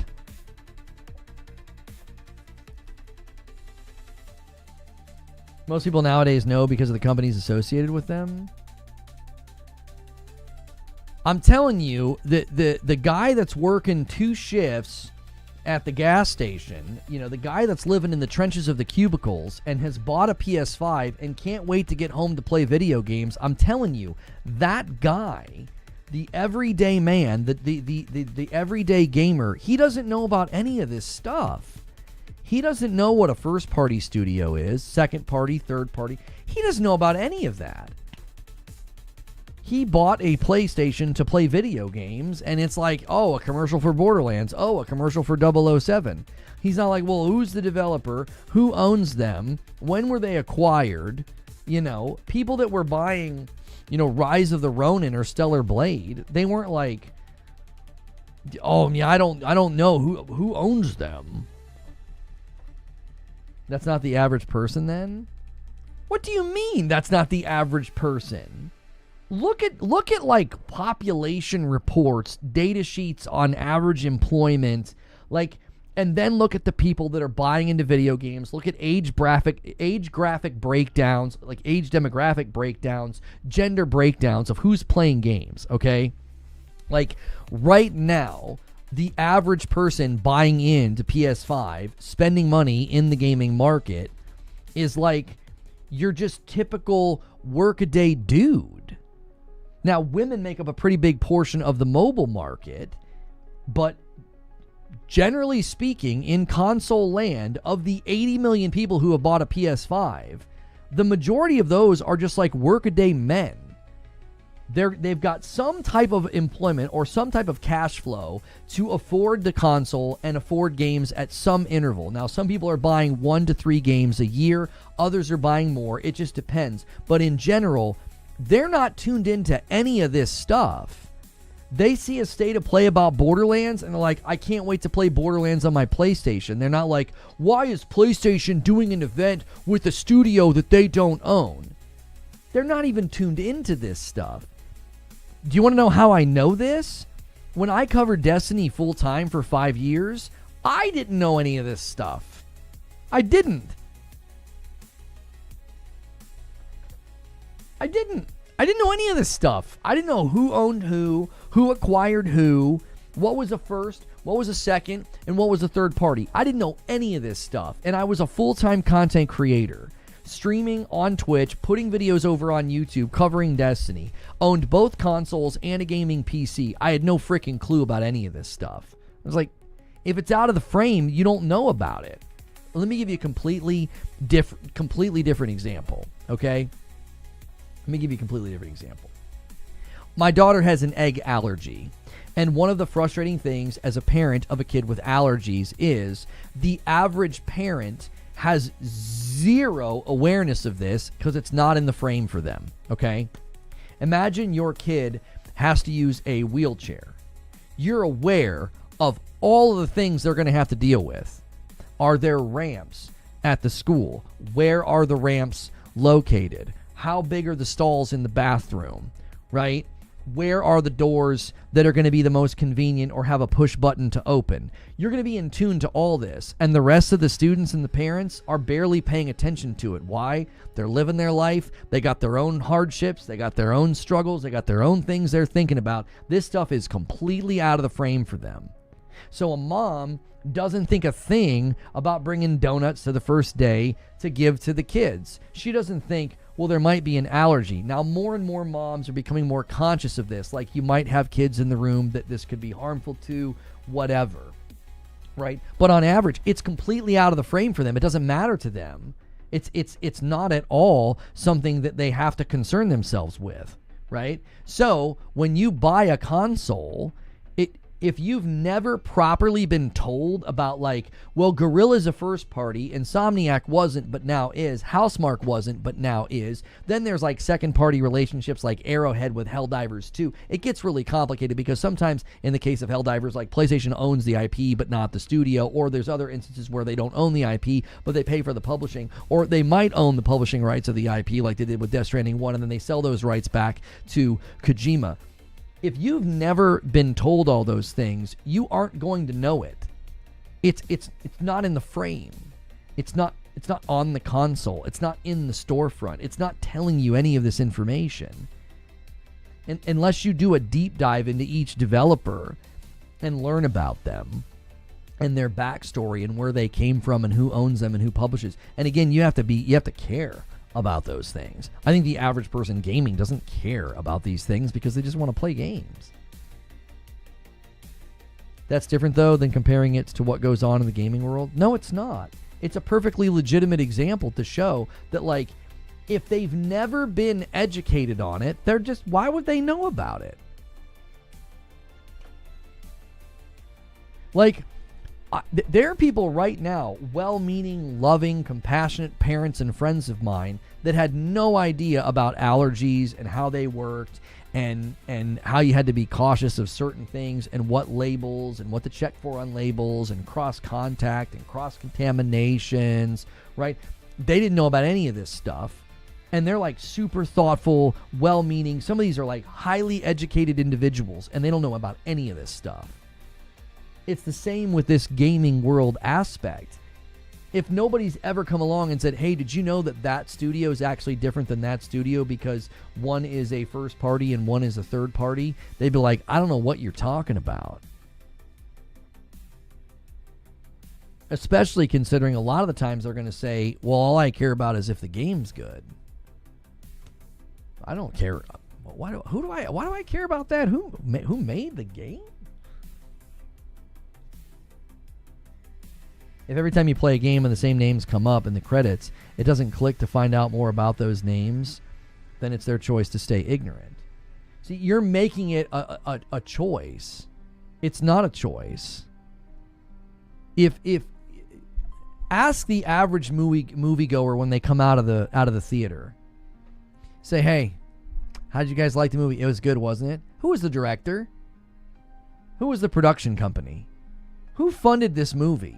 Who owns the IP? They'd go, who? I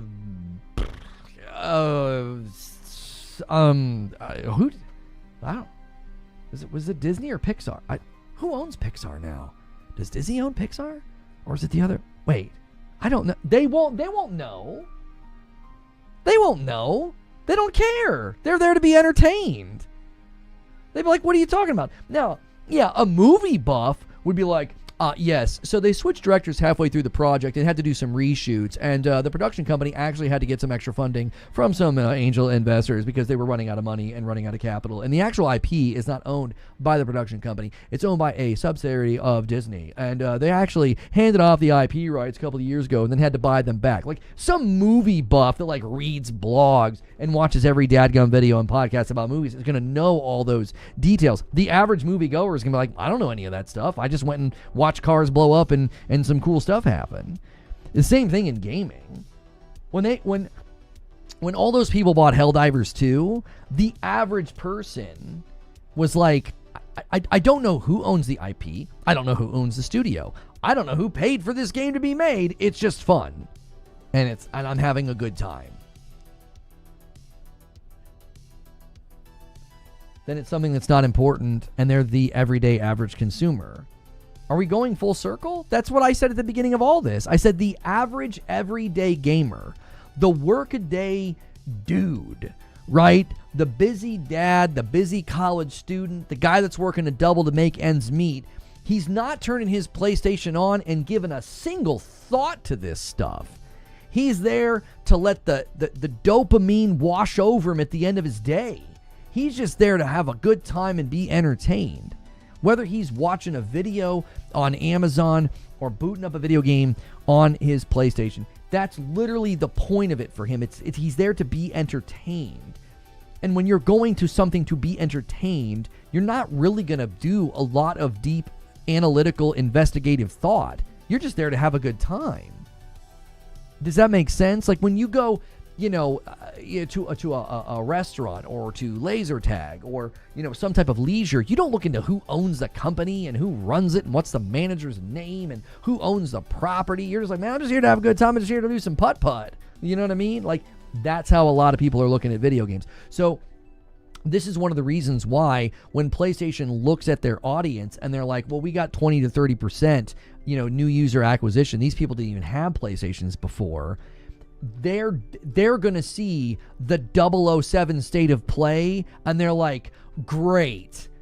PlayStation is coming to me and saying, hey, we got another banger game for you.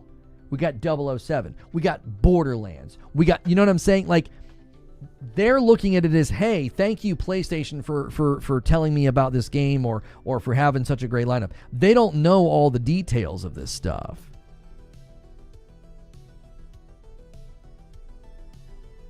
Yes, sir. Can you look for the navy blue bag? Who started the first party topic? Well, it's more of a question of why are they doing state of plays for third-party games? And I'm explaining that the average consumer doesn't have a clue about any of this, so that state of play basically serves a great purpose. It's telling that person, here's just one more thing coming to the console that you chose to buy. Think about how that makes them feel. Man, I bought this PlayStation, and there's some good games coming for it. You know? That Borderlands is looking pretty good. And then, you know, tomorrow we're going to see 30 minutes of 007 gameplay. Oh, man. That 007 looks pretty good. I made a good choice. That game's coming to PlayStation. And you could bust in the room like the Kool-Aid man and be like, well, but did you know that that game's actually going to be on other platforms? And they don't care. They don't care. They're like, sweet. I'm excited to get this game on the thing that I purchased. Like, that's how they're going to interpret the data and the trailers and the gameplay. But on general, Lono, this era is the information age. Information right now is more valuable than it's ever been, and it's more accessible than it's ever been to the masses. And do you think that has been an elevating thing to conversation and intelligence levels? So the question becomes, is the average gamer the COD bro, Madden FIFA bro, Fortnite bro, or the guy that buys several games a year? Like we do here, but probably with less volume. And Stone Spire setting up the 5-bomb dunker. The member count's been a little quiet today. If you guys want to unlock Friday night, you're going to need to get on pace and get that to 200 for September. Twitch is taking their time. They're going to choose their shots, I guess, here. We need a 5-bomb to the next milestone. We'll see whoever decides to steal it between Twitch and YouTube.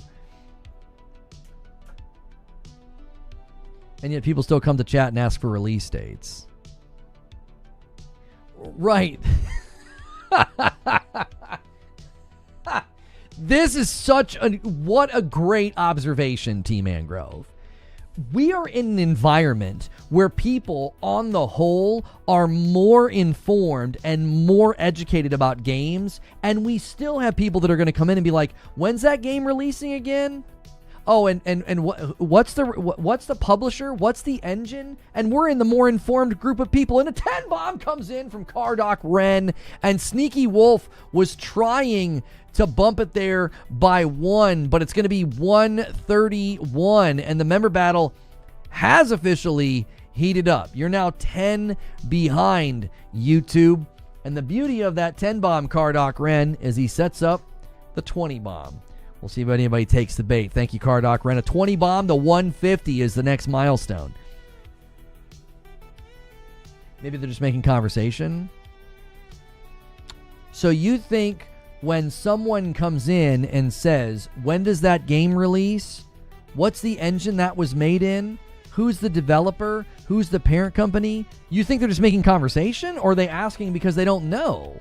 I think they don't know. I think the average person that comes in here, not the average person, I think the average viewer that comes in here and asks those questions, I think it's because they don't know. I think even in the most informed group of gamers, there are still lots of you that are like, I don't know who made that.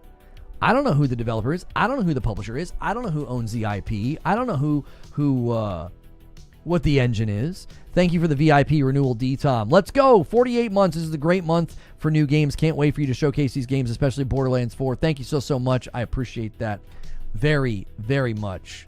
Thanks for keeping your membership with me for 4 years. It's 18-9 in the contest. 18-9.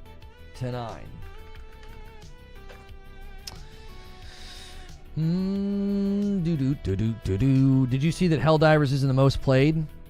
Yeah, this doesn't surprise me at all, because last week I was trying to tell people that with the internal player numbers that Arrowhead was putting out, seeing is that Steam hit the same player counts they had hit in the past, which was like 160,000, I was like, I don't think the surge happened on PlayStation. I think there was a surge on PlayStation because PlayStation saw Helldivers skyrocket into the top 10 on the purchased games. So the Halo event and the new Warbond and all the new content certainly caused a bunch of people to check out Helldivers for the first time. But I said, I got news for you guys. I was like, there's a lot of people playing that game on Xbox. It's a database problem, right?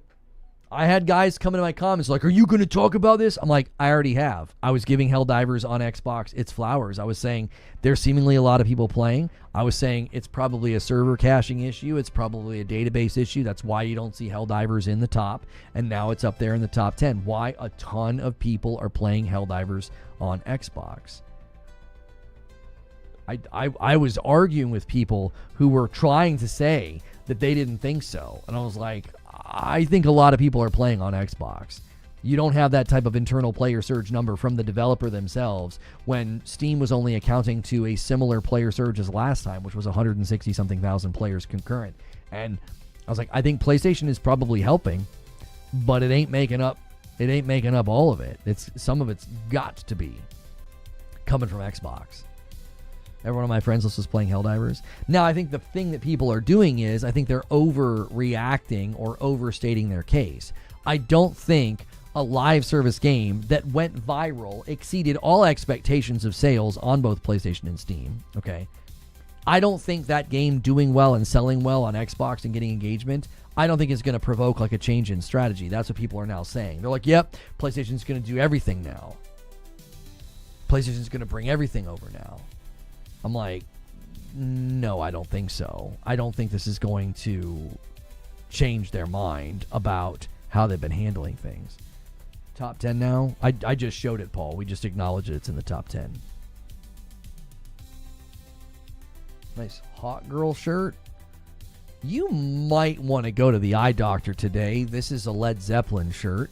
I'm still in agreement with Lono. I was just saying in general about information and what people like. And they should look it up if they about it. I mean, I don't think there's a should or an imperative. Nobody should be looking up anything. It's only if they care or want to know. You know what I mean? It is just as easily a data point telling Sony that an absolute viral hit should go to Xbox. Yeah, right. If a live service game comes out, like, and I have said this, I think they already have plans for Marvel Tokone Fighting Souls to go to both Nintendo and Xbox. You'd be insane to not put those games everywhere. You'd be insane to not do that. Marvel Tokone Fighting Souls is going to do very well. It will likely have a very big player base and a lot of sales. Wouldn't shock me in the least if 6 months into its life, it's landing on Switch 2 and Xbox. That seems like a no-brainer to me. You know what I mean? I can't believe the PlayStation we know is gone forever. What's good, Go Gaming?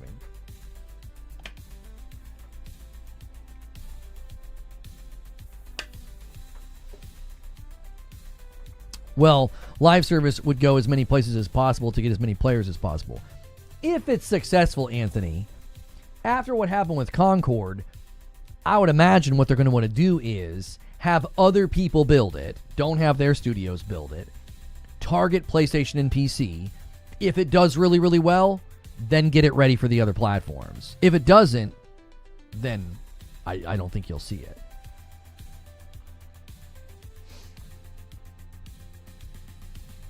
I need to know Goat's revenue from Twitter because that man's cooking. I wish people knew that he wasn't being serious. There are people that get really mad about his tweets, and I'm like, it's such an obvious troll account, and not a mean troll account. There are people who troll and are nasty. Like, Go Gaming's just out here being funny. I really don't understand why people take it so serious. I don't know. People need to chill. People need to chill. It's a funny account to me. It's so obviously not being serious, and people get really upset.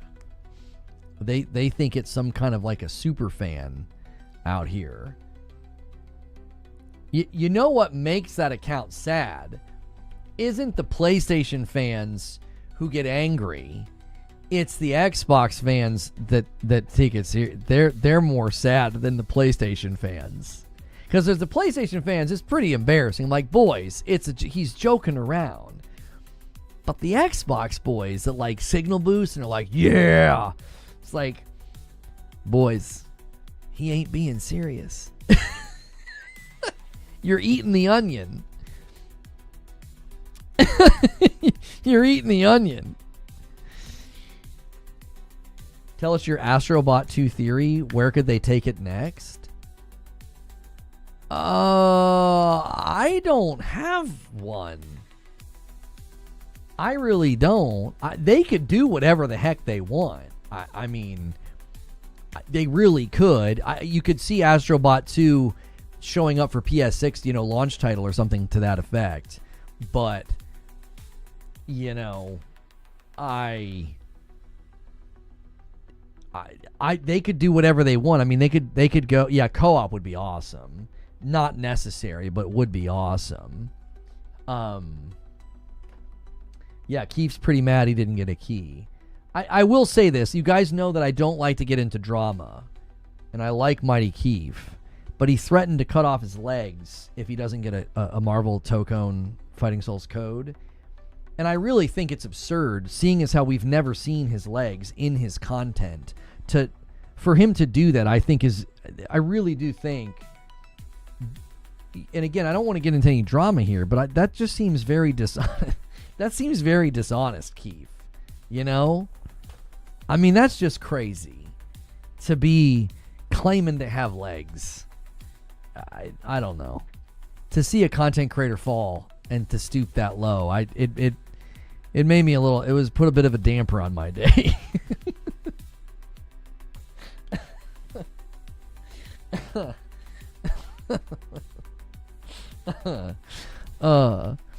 Is it take my soul? Take my soul, he said in that skit. That man's a fool. I love him. Speaking for me, the stuff that I like to know about it because I want to be able to have conversations with other fans. Does Lona have legs? I do. I have legs. Yes, I do. I have legs. Yeah. I mean, listen. I'm not trying to compare myself to other creators, but I obviously have legs. Mighty Keith, the jury's out. So I could be. Well, I don't know though. Even sitting down, he might be taller than me. So I don't want to go too far here and say that I'm taller than him. But I just think he should listen. I'm not asking for a birth certificate. I'm just saying you should show us your legs.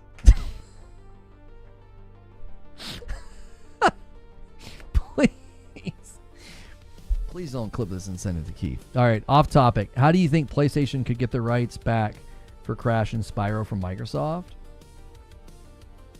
I mean, I don't know. I don't know if they need to.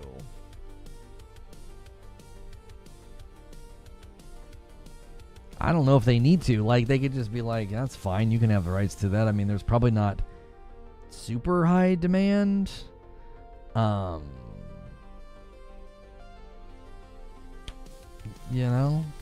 Astrobot returns with a new delightful twist. The limited edition Astrobot Joyful DualSense launches October 30th. So people were saying that the touchpad was going to be animated, and I was like, no, it's just going to be moon-eyed, like he's squinting, like he's excited. There's no way. There's no way it's an animated DualSense. Yeah. It's literally just this. It's just grinning. It's just the grinning eyes. That's it. It's just a slightly different version. He's like, he's happy. And I have to have it. Is this like a nudie magazine day from the Old West? Hey, look here, bare ankle. That's right. Someone on the internet has to have modded a DualSense to have a touchscreen there. The controller is mid. They could have done way better. Do you have any idea what it would cost for that right there to be real? Number one, battery life. Okay. Number two, what do you want to spend on a controller? What are you trying to spend out here? The PlayStation Portal is $200. Okay. So you shrink down a screen to that size, you know. Here's your proof. Stop calling him legless. Again, listen, I'm not trying to start beef with Mighty Keef, but like, this is obviously like he's clearly trying to obscure himself from the picture. This could be somebody else's legs, you know. We don't know. He could be literally on top of somebody right here. I mean, there's clearly an effort to hide something here. I would say that's an obvious, you know, form of misinformation there in that picture. I still don't think. I still don't know if he has legs. I would say that picture is very, very suspicious with how he framed it. You know. Sony has their own mascots and IP. They don't need Crash or Spyro. Yeah, I don't know if there's a high demand for, you know, some of those games anymore. Programming that alone would be an extra $40. That pic looks like AI. It's obviously an AI picture. Come on. I'd pay whatever for an Astrobot controller that has digital eyes like that. Now, here's the thing, Feet on Land. You would, and I would. But listen to me now. It's not a matter of that. It's a matter of could they make it and produce it in a way that is profitable. I think it would be difficult. I think it would end up making the device costly. And then if demand's not there, or they don't sell enough, it becomes a waste. That's the issue. You and I would buy it in a heartbeat. We're like, that's freaking awesome. Let me tell you something. You and I also both know that the luster and the appeal of that, it would fade really fast. You want to know why? I don't game like this. I game like this. I'm looking at a screen. I'm not like, oh, look, he's doing a cute thing. I'm dead. Like, no one's doing that. You want to be looking down at this while you're gaming? Like, you see what I'm saying? Like, I just don't think. I think the cool factor would wear off so fast because people aren't looking down. Now it's cool when it's in your like peripheral and you see like a red or a green or a blue down there. It's kind of cool, but you're not like going to be looking down there. I would not even use it. Just put it as a display item. Yeah, that'd be cool if you could like plug it in.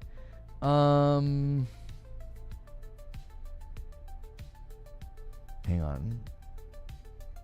Like plug it in and have it like constantly doing stuff. Like if I could have it like sitting right here on a little stand and like the little eyes were doing stuff and like animated, that would certainly be neat. I tell you what they could do. They could sell that and have it not even be a controller. Just sell, it doesn't even need to be a controller. Just sell a little Astrobot to do that. And his like face is an LED that you can like program and stuff and just set him there and plug him in to a USB cable. Like that could be cool. You don't need it to even be a controller. Unless gameplay elements did with it, I would never be the focus of the gamer. Even if it was gameplay elements, it'd be kind of awkward. You'd have to like look down.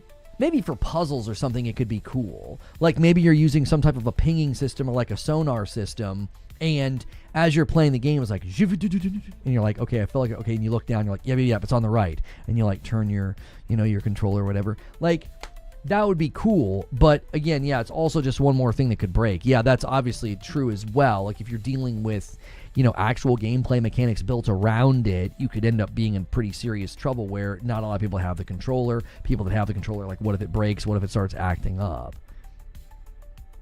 Look, I can't believe I have to argue this. It's like the ultimate RGB. Are you going to say RGB is unnecessary and too expensive? I mean, no, I'm not going to say that. Yeah, Zubair, I'm not trying to have a fight with you right now, okay? Like, there's obvious issues to bring up with you, like past trauma, from a narcissistic parent. Don't go there, and don't insult RGB. Like, these I know are like trigger issues. These are trigger issues for you. I know not to bring these things up. Like, okay, these are hot button issues with you, and I wouldn't bring them up lightly.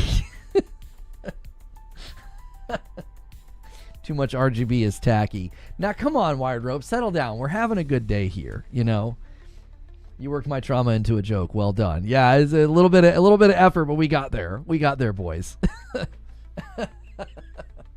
Listen. We got 200 likes, and yeah, I'm gonna quickly schedule something here. Let's see.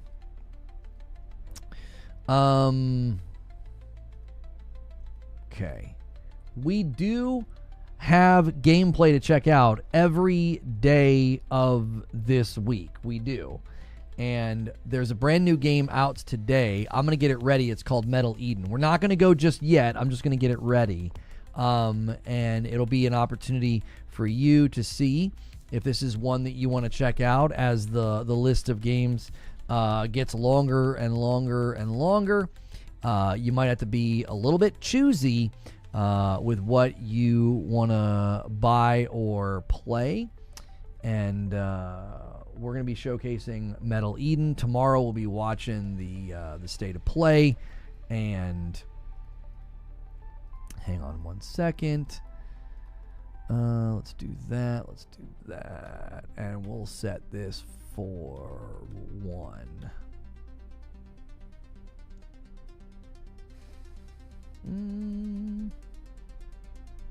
Is the game that kind of look like Returnal? No. I feel like it looked more like kind of like a more arcadish, futuristic, like Doom sort of style of game. Yeah, there's a state of play tomorrow for the 007. There's 30 minutes of gameplay. So we'll be checking that out tomorrow. And I'm going to take a very, very quick break. We're going to continue just hanging out and talking. And I guess if you guys want to use the Q&A commands, you can. Not much going on in the way of gaming news. And that's kind of why we did this show. I was like, there is literally nothing to talk about because it's an insane amount of games, like over 20 games this month. So I'll be right back. Don't go anywhere.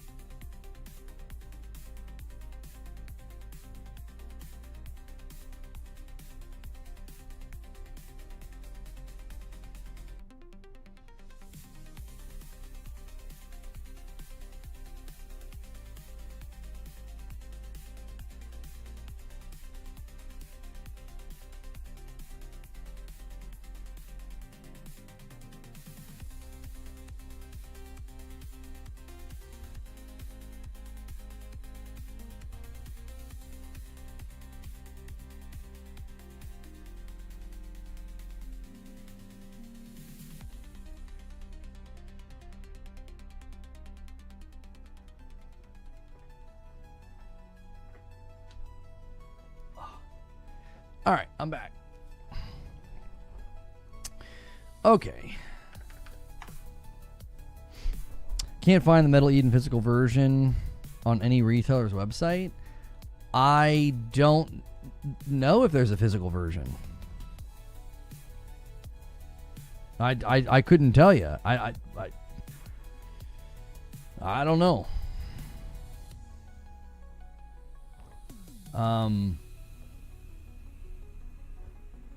Did they say they were going to do one?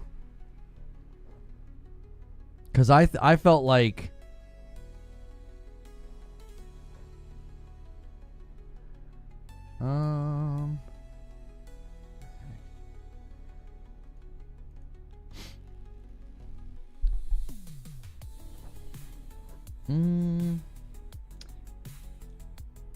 is it tomorrow or Thursday? Is what tomorrow or Thursday? ChatGPT lied to me again. Yeah, you gotta be Metal Eden physical release. We're working with Select a Play to release a physical edition. It looks like maybe they replied to somebody on Reddit and said they were looking into it. But that would be probably a limited run then if they were like dealing with a particular company. Oh,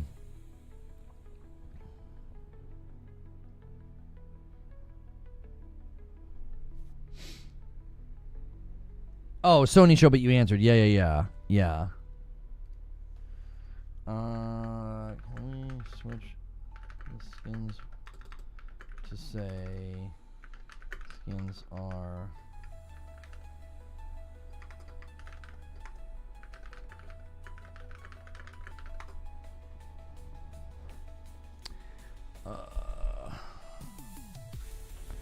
can't remember the last time I bought a physical copy of a game. Some people really still like to buy physical, and there are regions where physical still does very, very well. Yeah. Yep. It is. It's still pretty common. It's not. I mean, it certainly is shifting and changing, but it's not necessarily dying out to the degree that you would think it is. You know.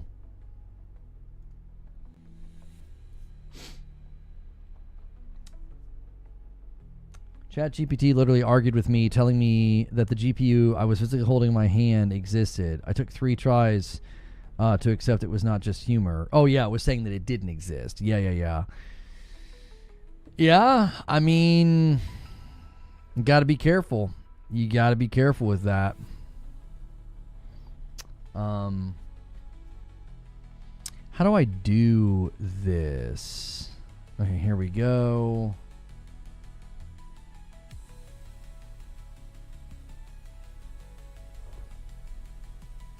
Is this working? All right. If you guys have accounts for Purple, now would be a really good time to just double check over there to see if you have a Prime. See if you have a Prime to renew. We do have access to the bounty board, and this one's a real easy one, and this is a great opportunity to basically show. This is going to be, we got to add this to the title. This is literally just a trailer for season 2 of Twisted Metal. So this is a great opportunity for you guys to like see something that's coming out. It's like a minute and a half. And also, if you want to check to see if your primes are up, this is a great opportunity to do that, to head over to the Purple channel. You guys can use the link in chat or the command in chat.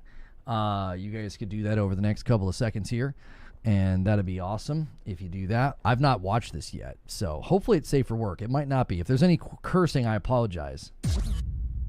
I am Calypso, and I'm hosting a tournament. If you win, I will grant you. I just realized we're probably going to get hit with copyright on YouTube for this. So what a world to live in. YouTube, this section might get muted later. A single Wish. Cowabunga, mom. It's time for the outsiders to get their fair share. If we win, we can wish to bring down all the walls. We're taking them all down. The system, the walls, all of them. Damn. Prepare for battle in 10, 9.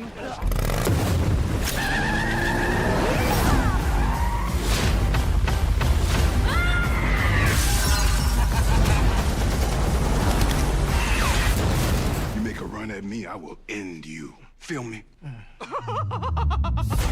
We knew Calypso wasn't gonna make it easy on us. That's what makes your wish worth it. It's all happening! It's all happening! Out of my way!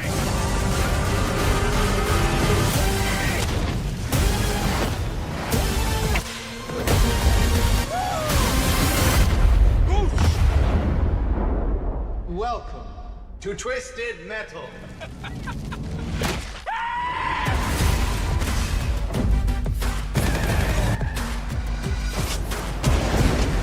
Your blood looks really good when you're shooting. I need to watch the first season because, like, I feel like my wife and I would enjoy it. Just kind of like, just some crazy, silly fun. You know what I mean? Like, you need a show like that every now and again, you know? So thank you, everybody, if you checked out. Avenger saying, loving the new music album. Confession is so dope. The one hits home regarding the situation for sure. Yeah, the Confession lyrics are pretty intentional. Pretty personal as well. So I don't know. Do I mark the bounty as complete? I don't know if I have to do anything. I suppose it'll just check it after, I guess. Yeah. I didn't know Stephanie Beatriz from Brooklyn Nine-Nine. Was she in season 1? I don't think I ever saw her. I don't think I ever saw her in that. It says react to this clip. Am I also supposed to react to a particular clip? Oh, it's the same exact thing. Okay. Yeah, she's great she's great in Brooklyn Nine-Nine. So, good to see her getting into something else. She's one of the main characters in season 1. Okay. Yeah, I'll have to check it out. It's on, I think we have Peacock already because that's where we watch Alfred Hitchcock. So, we might check it out. We're like super enjoying spending our evenings playing Revenge of the Savage Planet. So, yeah. And let's see here. We were gonna play okay.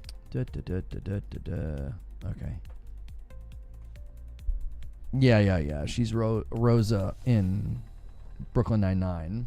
Wait. What's her character's name?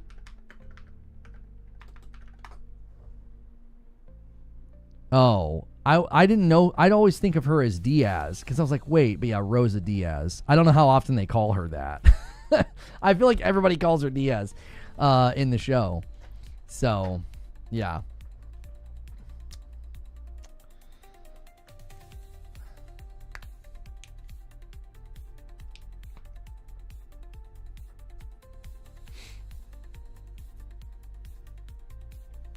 A little violent, but not over the top. Sweet Tooth is the best character in the show. They mess up everybody's lore. Are people watching Twisted Metal TV show for the lore? The guy who plays Calypso is a good actor, Anthony Kerrigan. I see a lot of Pirate Software jokes coming from that. You know, poor Thor. I can't. He's not helping himself, but he also can't catch a break, and that certainly is going to be ripe for it, I think. That's the first thing I thought of when I saw him. I was like, oh, here we go. The lore's a pretty big deal, but even the games mess up the lore. Yeah, but that's what I mean. Like, is anybody going to be watching a Twisted Metal TV show and, like, dying for the lore to be accurate? I don't know. He played Victor Saz in Gotham. Like the voice in the... Oh, no, in the show, Gotham, you're saying, in the show. I think Saz, isn't he the guy that, like, uses the knives or whatever? I feel like his voice acting in, I think it was Arkham City, that was phenomenal. You know, me? Yeah, I mean, I get that. Like, if you're super into the game and you want the show to be, like, super lore accurate, I understand being upset about that in, like, Rings of Power, because I obviously hate that show, and not for all of, like, it's woke. I hate it because they took liberties they had no right to take. I think that show's an insult. And same with, like, Wheel of Time. Yeah, they, like, took a bunch of liberties with lore and backstory and stuff, and it was like, it was Wheel of Time in name only. Like, and that was frustrating, because it's like, why didn't you just make a fantasy show? Like, you know, it's not like a bunch of people were, you know, subscribing to Amazon Prime for the very first time to be like, oh my gosh, it's finally time for Wheel of Time. Like, Wheel of Time's pretty, you know, a pretty popular book series, but I don't feel like people are, like, beating down the door for that. I mean, they could have just made a really, really cool fantasy series. I don't know. I feel like you could have done the same thing with, like, Rings of Power. Like, with that budget, you could have just made, like, a really cool, like, original fantasy series. So, yeah. But when I come to a thing like Twisted Metal, I don't know if, like, is that, like, really high on a lot of people's lists? You know what I mean?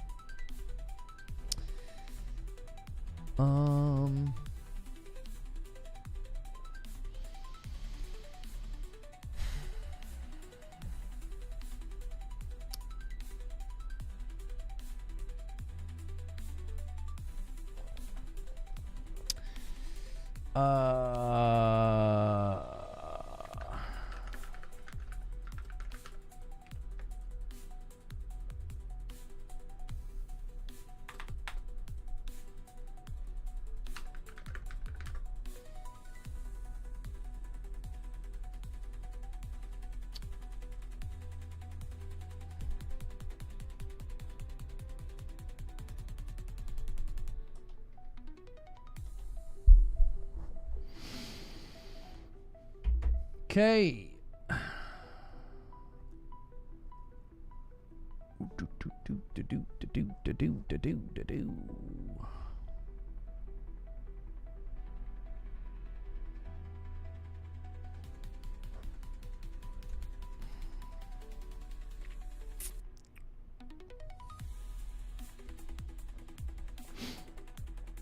Options, FOV, switch option empty, switch audio, invert, y-axis, video, performance, motion blur disabled, correct, apply settings. Okay. All right, I'm going to put a link in chat. We're going to go to this early. Talk show has pretty much come to an end, so I'm not going to belabor the point. I'm going to put a link in chat. You guys on purple don't have to do anything. You can just stay put. You guys on YouTube, I'll redirect you, or you can use the link in chat. Thank you so much for checking out this video. I'm going to be diving in brand new to Metal Eden gameplay. I will be playing on a PS5 Pro. Now, I checked out the demo a while ago. It had screen tearing and some performance issues. They ended up delaying the game to solve a lot of these issues, and so I'm hoping that they did, because it felt really, really good, but it was really, really hard to get immersed into the quick, sort of frenetic nature of the gameplay. So if you're looking for Metal Eden gameplay, this is it. I'm going to end the previous stream where we were doing a talk show about all the games coming out, and I'm going to redirect folks over. If you've